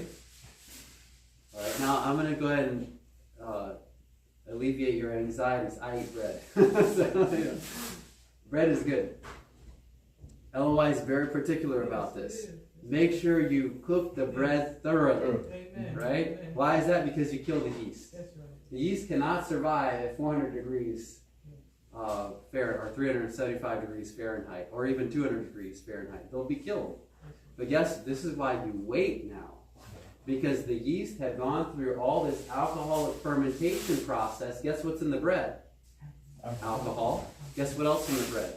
Methane, other toxic chemicals. But after 24 hours of letting the bread air out, guess what? All those chemicals, ethanol, methane, methanol, all those will evaporate off of the bread, leaving you with nice, healthy bread. So that's why we leave it out, or let it evaporate, because we're letting these harmful byproducts of fermentation evaporate off of the bread. Make sense? Yes. I think the problem that we used to have, because we kind of haven't made bread in a long time now, but was eating it while it's still warm. Oh, yeah. That's Yeast roll. It's very good. Oh yeah. Go to those restaurants and yeast rolls. Yeah, there you go. Yeah, it is very good. It probably is somewhat addictive, because it's got some alcohol in it. Yeah, you know, it's interesting because when the English came over in the early 1700s, and the soldiers in particular came over, they made a remark about the Americans. They said that all Americans seem to have very poor dental hygiene. And they said, we believe it's because they always eat their bread fresh. how could that mess up the teeth? Well, the alcohol, Alcohol eats constant away. application of alcohol to the teeth could be eroding to the enamel. And the acidity there with some of the other chemicals. So pretty interesting. One thing I didn't mention was the type of fermentation that produces vinegar also. This is actually a very dangerous fermentation. It uses, I think it's acetobacter. I can't remember the exact name. It's in my lecture series. But this type of bacteria will take alcohol. So it's a step beyond alcoholic fermentation. They'll take alcohol and they'll turn it into vinegar. Okay? So, you ever heard of kombucha? Mm-hmm. Kombucha starts out with alcoholic fermentation. There are some lactic acid producing bacteria in there as well. So there is some lactate in there. But it's there is some alcohol that's being produced. Then they have the alcoholic fermenting bacteria in that mixture as well.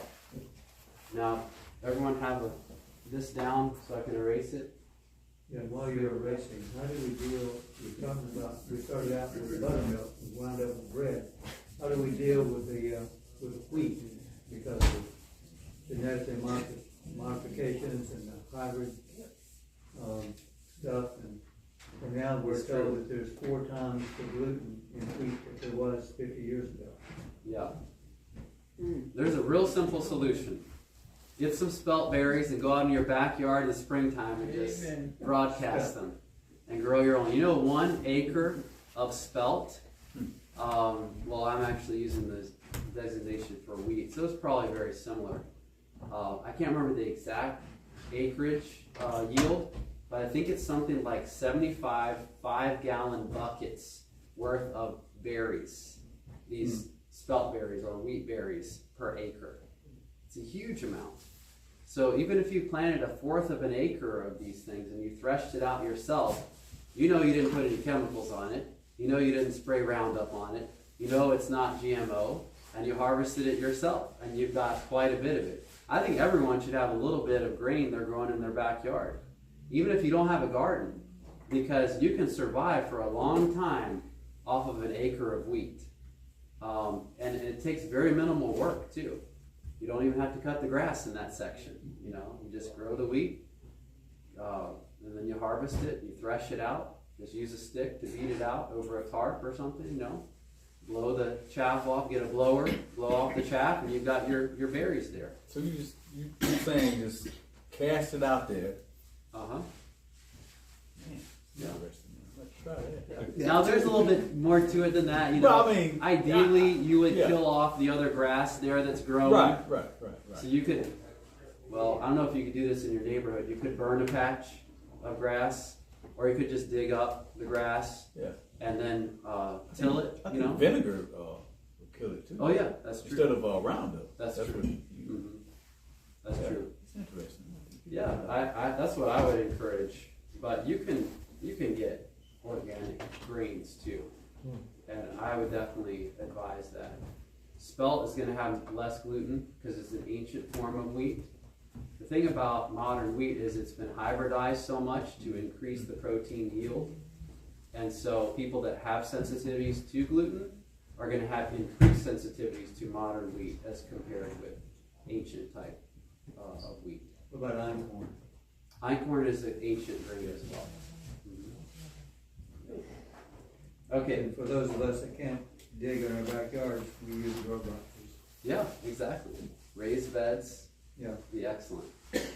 Okay, so let me explain this, the concept of vinegar, because that's always something that people have questions about. As I told you, vinegar starts with what? Alcohol, okay? So, what produces alcohol? Fermentation. Usually we'll have yeast that are producing the alcohol. Okay, so we have another bacteria, and really I can't remember, I think it's an acetobacter, I can't remember what it is, but there's a bacteria. We'll just call it a bacteria, okay? That comes in, and it turns alcohol into 2 things. It turns it into acetic acid and also acetic aldehyde. Who thinks formaldehyde is a good, healthy thing? This is an aldehyde right here. It's very toxic, it's dangerous, it's also addictive as well. So hence, you heard the vinegar addiction? Mm-hmm. You can get addicted to vinegar if it has large amounts of acetic aldehyde in it. It's a very addictive substance. But this thing can be broken down by these same bacteria. It's a two-step fermentation. So the first step yields vinegar and this acetic aldehyde. The next step, the bacteria come over here and they break this down even further. I think if they just break it down into more vinegar. So you could have vinegar that is more pure, but probably all vinegar is going to have some amount of acetic aldehyde in it. Now, acetic aldehyde is also a carcinogen. It causes cancer. So it's addictive. It causes cancer. It's just a toxic substance.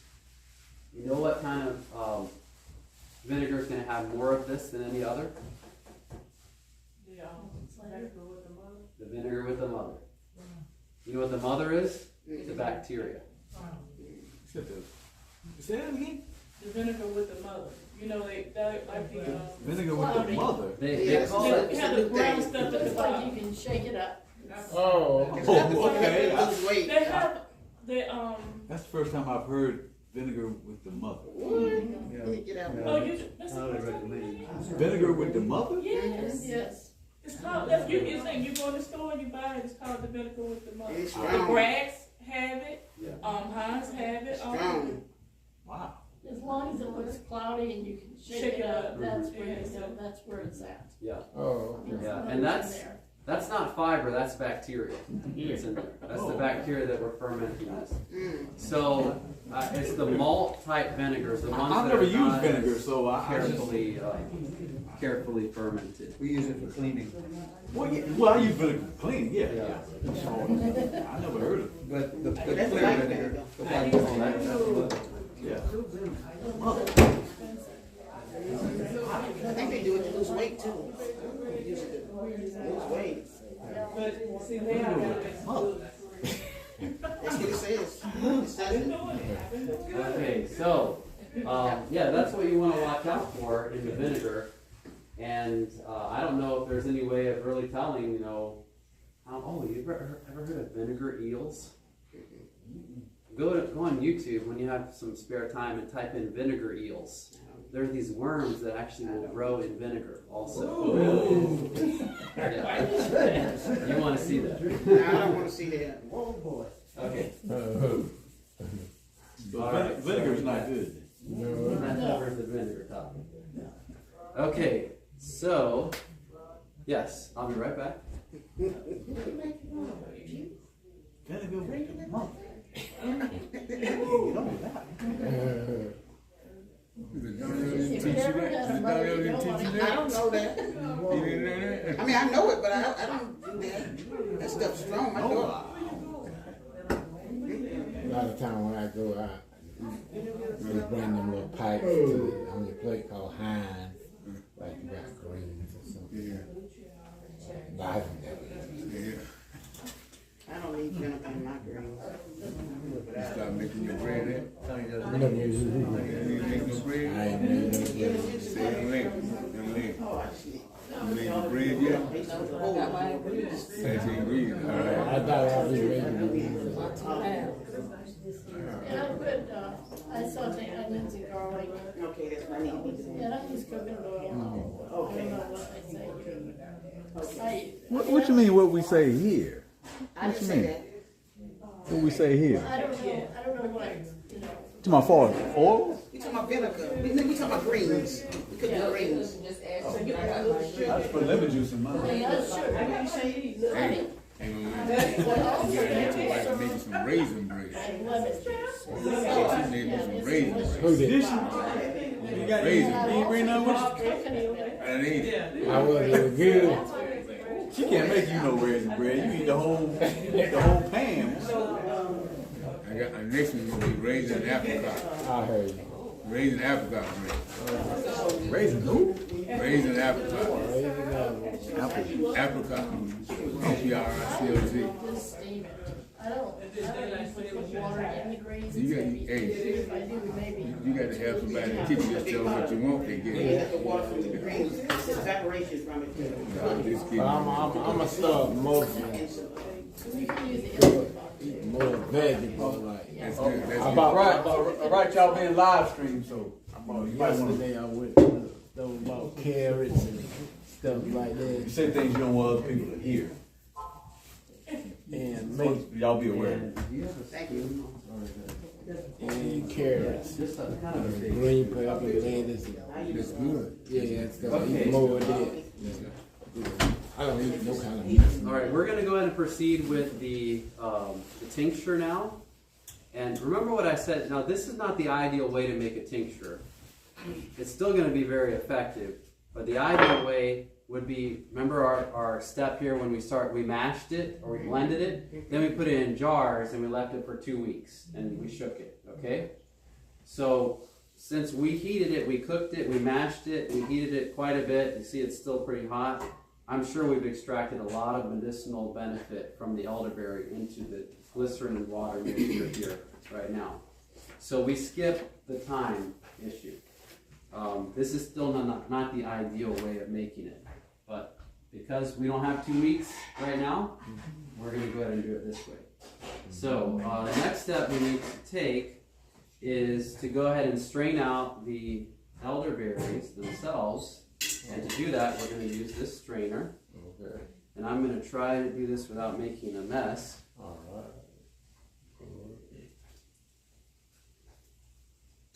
Here we go. Sometimes it's nice to have a friend help with this, but okay.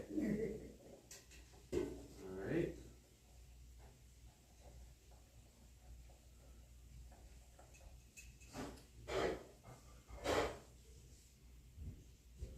Now, Brother Ben, could I have a paper towel or two?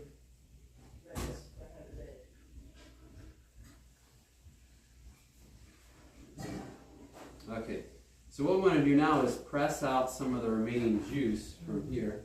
Thank you. Cheesecloth would do that. Cheesecloth would be excellent, but it's so hot I'm not sure if it's ready for that yet. So what we can do first is just take a spoon and just kind of press it out that way.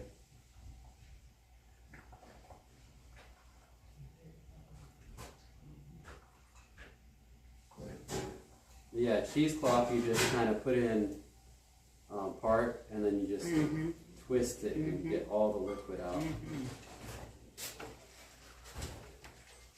But this does a pretty good job here too.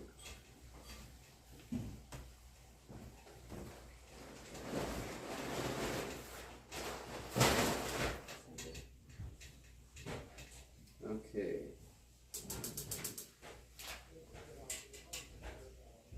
Smells good. And really that is our tincture right there. I'll show. It's still hot, so it looks very, very thin, but it will thicken up. That's our tincture. Okay. Would you all like to see it as well? Yes.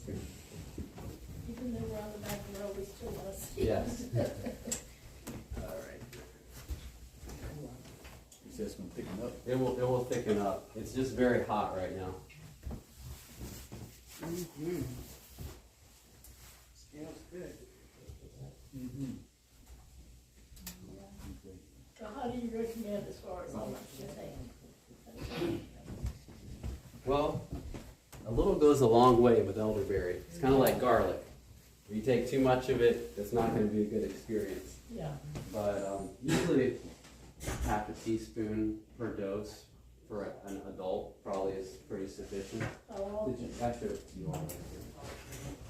How often?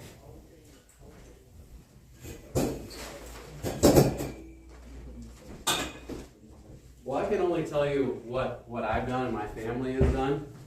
let's say if it's flu season, we'll take it probably 3 times a day if we think that we've been exposed. And there are studies that have looked at the intake of elderberry. Remember the one I quoted yesterday? I can't remember how often that they gave it, but I think it was 3 times a day of the extract as well. So just as long as you're getting a good steady supply of it. Okay, we're gonna actually take this now. Sister Bethay, do you have that cheesecloth? Is it possible we can use that? I'm gonna show you how to get all the last bit of goodness out of here. We don't want to leave any of this. We worked hard for this, didn't we? Yeah.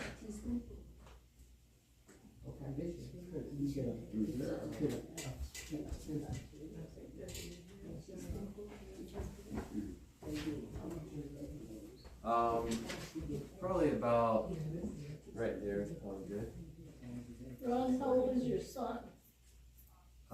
6. Is he the youngest? No, we have a little 2-year-old. A little boy? Little girl. Okay. Yep, that should work. Alright, so this is cheesecloth. And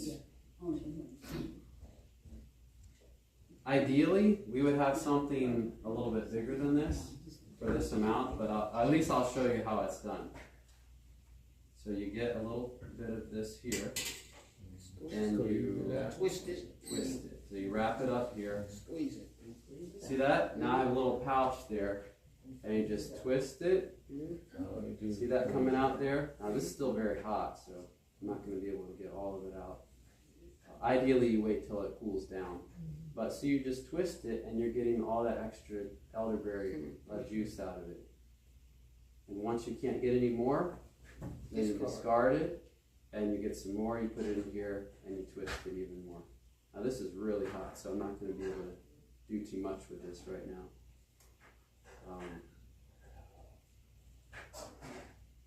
What can be done with the residue? After you squeezed everything, do you just discard it, or do you? I threw it away, honestly. The garden. Yeah, well, Compost. you could. It's going to have glycerin in it, Oh, so I would just throw it away, honestly. I don't know if it really has much value after this. You've extracted all or most of the medicinal value from it. Okay. Brother Meinhardt, Yes. where do you buy the glycerin from? It's vegetable glycerin. Where do you buy it? I look for it, I can't find it. You can buy vegetable glycerin. Is that the type you use? Amazon. Yeah. Okay. Obviously, you can find it online, Right. but various distributors of chemicals like oils, soap making distributors, in terms of the supplies, they'll carry it usually. What about a store? In my area, store? They may sell it at certain farm supply stores, but you want to make sure it's food grade. Yes. So food grade for tinctures. What about Whole Foods? They may have it, but it's going to be very expensive. So They'll probably sell it in a very small bottle. And What you want to do is get it in large. food grade. You could buy gallons of it, and it's I don't know, $30, $25 a gallon. So think you could make a gallon and a third of tincture for $30, pretty much. Sometimes you get the herbs for free. And a gallon of tincture would cost quite a bit if you're buying it by the 2-ounce bottles. And I think I told you about the gentleman who started selling tinctures and made over $100,000 his first year. Wow. Yeah. There's a big profit margin in making tinctures. And pretty much everyone sells it for the same price. So usually it's about $9 for a 2-ounce bottle. Amazon.com is the new Sears robot. If any of you are old enough to remember Sears, you could buy anything from Sears years and years and years ago. Yep. Yes. Well, I'm thinking of the possibility of checking out Mountain Rose herbs and also Vitacost.com. Yes. I'm sure. Because they are definitely less expensive with just about any product that you would normally buy in a health food store at a, you know, a hyped up price. Definitely. What was the name of that again? Mountain Rose Herbs. And the other one is Vitacost.com, and that's online. You go to both of those places online. And you can buy charcoal powder in 25-pound bags from Mountain Rose Herbs. Okay. Well, Vitacost.com. VITACOST.com. I've got a little bit more of this here. I'm going to put this in here as the rest of the glycerin because I want to cool it a little. And it never hurts to have a little bit too much glycerin or more glycerin than the 2/3 ratio because it will just preserve it a little better. So. I'm sorry, what was the formula again you had on the board? I don't know what that was. How much glycerin and how much water did you put in? So you want at minimum 2/3 of glycerin to the 1/3 of water. That's the ratio. Okay. So this is, it's pretty much ready. And I don't know if I'm going to be able to take the time to really strain all this. Let me just give it one more, I'll use the spoon again on it. Are you going to give out samples? I'm actually going to give everyone here a 2-ounce bottle. Wow. So that was your prize for coming. So let's first just get the rest of this here.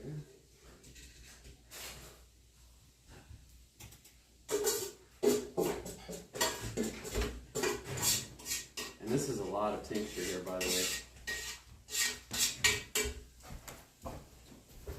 I hope you've already got it measured out in the bottle. I hope you don't have to pour that into the bottle to measure. Well, I do have to pour it in, but at least I have little funnels here. Okay. So it doesn't take too long.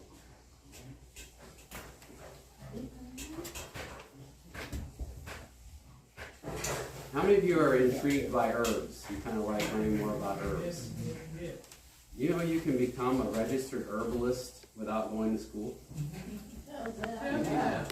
Well, you need 180 hours worth of, basically you need to prove that you've studied, I think it's 150 types of herbs with 180 hours of study, and you've used them to help people with.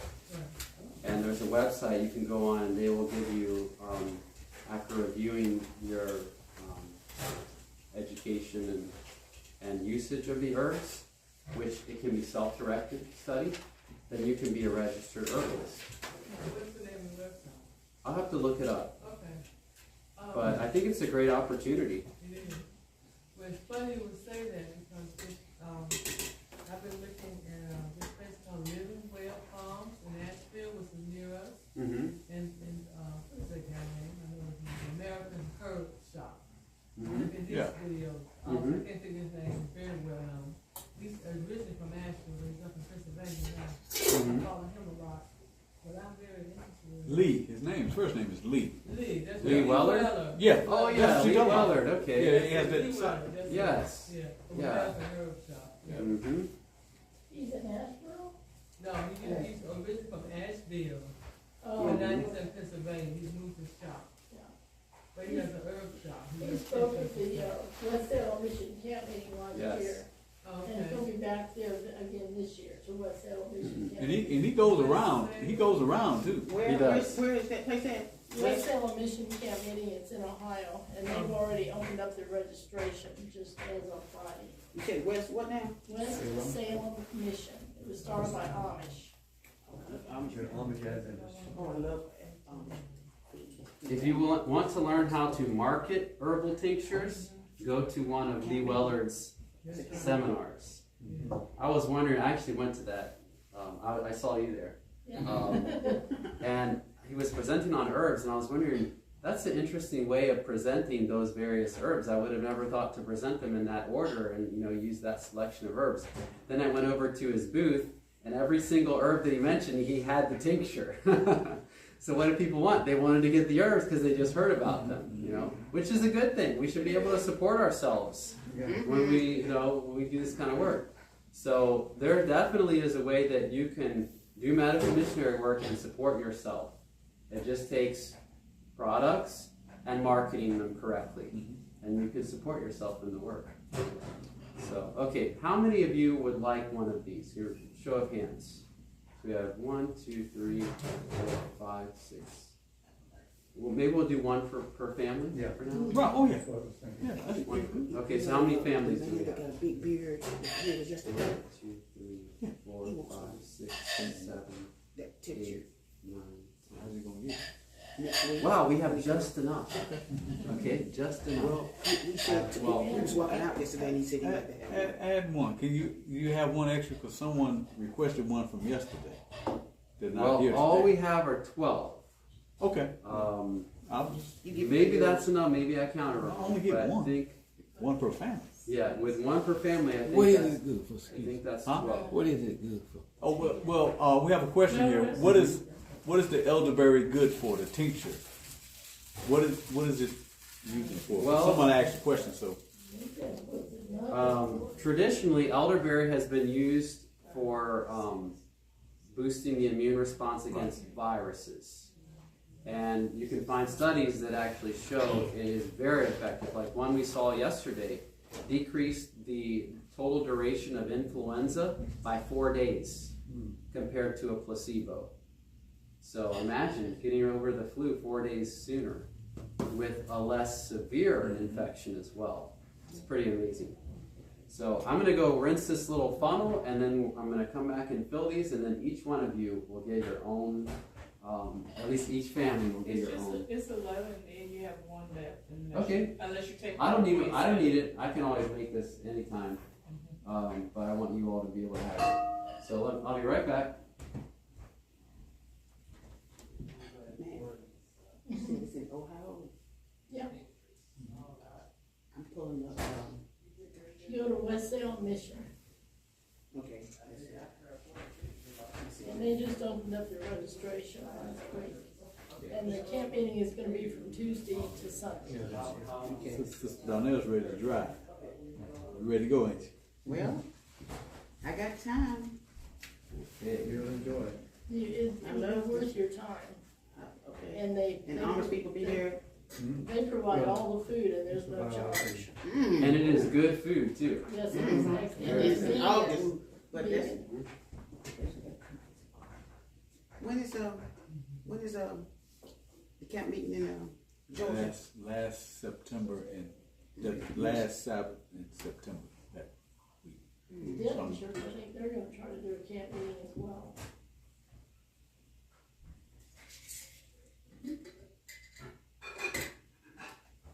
I wouldn't advise trying to fill these small bottles with a big pot. That's why I'm pouring it in here to these jars. You said, what's the recommended dosage? Did you About a teaspoon. a teaspoon? 3 times a day. You got quite a bit of tincture. Now, how much elderberry did you use? That was about, what was it, half a pound? And 3 cups of water. And that was dried elderberry Yeah. also. And what would be the proportion on fresh if you could get it? Fresh? Deep root sells fresh all day long. Oh, do they? Fresh elderberry. Yeah, that's what we supplied ourselves with the whole time we had COVID. Okay. They got the fresh Deep one. roots? Yes. They got that. Yeah. And give them the Back there in their section where you get all the turmeric and everything else. They have a section with all that.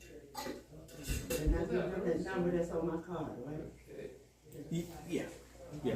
Is that a store here? It's in Greensboro. It's in Greensboro. Yeah. It's a co-op. It's a co-op. Yeah, that's where we got all our supply from. Okay. You still got some of that?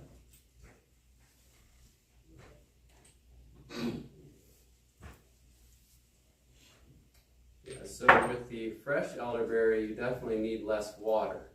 But remember, you're measuring the water at the very end. Once you boil it all down, then you see, ideally you would pour it out and measure, or You could even press it out at that point and measure the water. And then you can add the residue back in when you put the glycerin, so you're exactly precise on your method. That's really the best way of doing it. So you would strain out the water, but you keep it because that's an extract right there. And put the the pulp aside temporarily. Keep the pulp aside.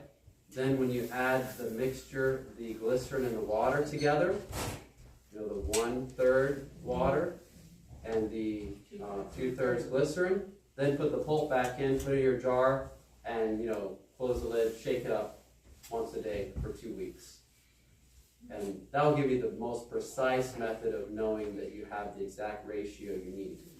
And that's really important if you're using fresh elderberry, because fresh elderberry has a lot of juice in it, has a lot of water in it. So it's easy to get thrown off on that combination.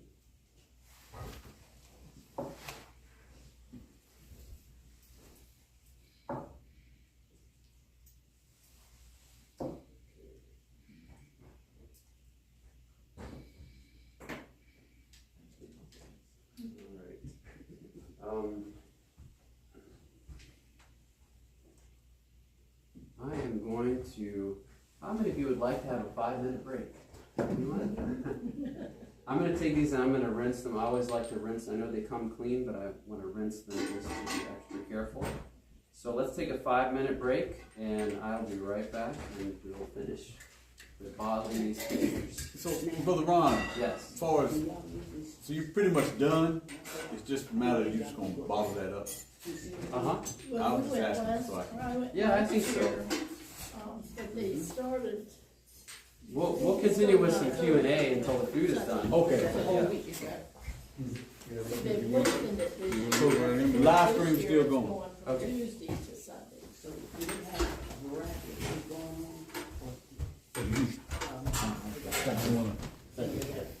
But you hang yourself, Brother Ed. They have several different speakers, and they're always very good So conservative. what you're saying is there's speakers. more things going on at one time, like they do at camp meetings many times. Maybe for the adults and for the children, but not for the adults. Okay. And I like you got it that way. So Because you want to- if you're in a meeting, you're not missing another meeting, right? I haven't been there once. So y'all go there for a couple days? You went up there full time. You go every day? Well, You stay there, you stay you there. stay there. Okay. I mean, you can camp on the ground, you can camp on the ground, there's no charge. Or you can get a hotel in the area, Hotels are- and they're fairly reasonable, Diane, Because of the Yes, sir. location. where you camping? Sir? Where you camping? Oh, no, I'm going to stay in a motel. I don't like, Where you? time of trouble. I'm gonna be in, I'm not gonna be in trouble. I'm not gonna be in trouble. I'm gonna be in a motel. I'm not a camp ranger. I know you're kidding me, but no. I'm not. Last time I went to Ohio, I went to go see Bill Graham. Years ago. So, You don't want one of those things? but I'm going to 380 again, to the camp meeting. Well, Now, that's Illinois, isn't it? But after Frankfurt, one West week, Frankfurt. Yeah. yeah, because he only We gotta took meet till Tuesday. Tuesday. No, I've never we gotta been meet there. too. Well, that's like I'm talking about the Amish now. Amish people are, they reform Adventists now. It's fine. I mean, it looked like they would have dropped the word Amish. No, They still, once it started, they still dress Amish. But they, they German, I've looked at Amish people, what they believe and stuff. And so they have dropped their Amish ways, or they dropped their, some of them, you've seen the real Amish people. There's different groups and different levels. yeah, every, So now the Adventists, well, this group. they ride the horses and still living the same way, like we don't take pictures. No, They they don't don't. have any electricity. They have a car, they drive Oh, cars. so they did it, okay. So They Adventists. Okay, okay, so they're not real Amish people like the one you see. No. But they were. They were. It was a stormtrooper, Amish, which was, in my understanding, the strictest of the groups. Well, I heard that out of the belief, you know, seeing videos on that, how they, some reason they get shunned. Right. So I'm sure they get Well, this shunned. family did get shot. I'm sure they get. Let me get by you in 1 second. Yes, sir, yes, sir, good to see y'all too. How's Mark? Y'all need it? That's great. Well, if you go to YouTube, and you type in gut brain connection and beyond, Lexington Liberty. that'll bring up that whole series. Well, wait, still, but after. I just first they just lost 50 so far. You'll have Lexington Liberty and Thank you, thank you. You've got 3 Good to churches. see you too. Mhm. Yeah, it will definitely come up if you go to YouTube. Right? No, you don't have to worry about that, sister. You about like my son. You don't have to worry about that. That's the way my son is. My son is very. Saturday night or something, or Friday night, if we get them on Friday night.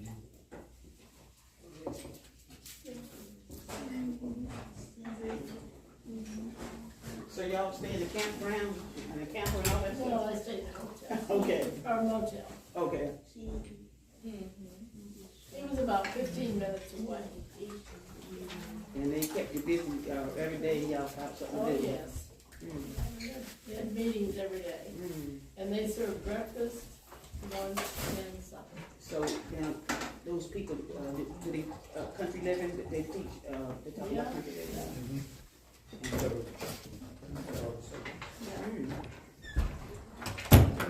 Really did a really nice job.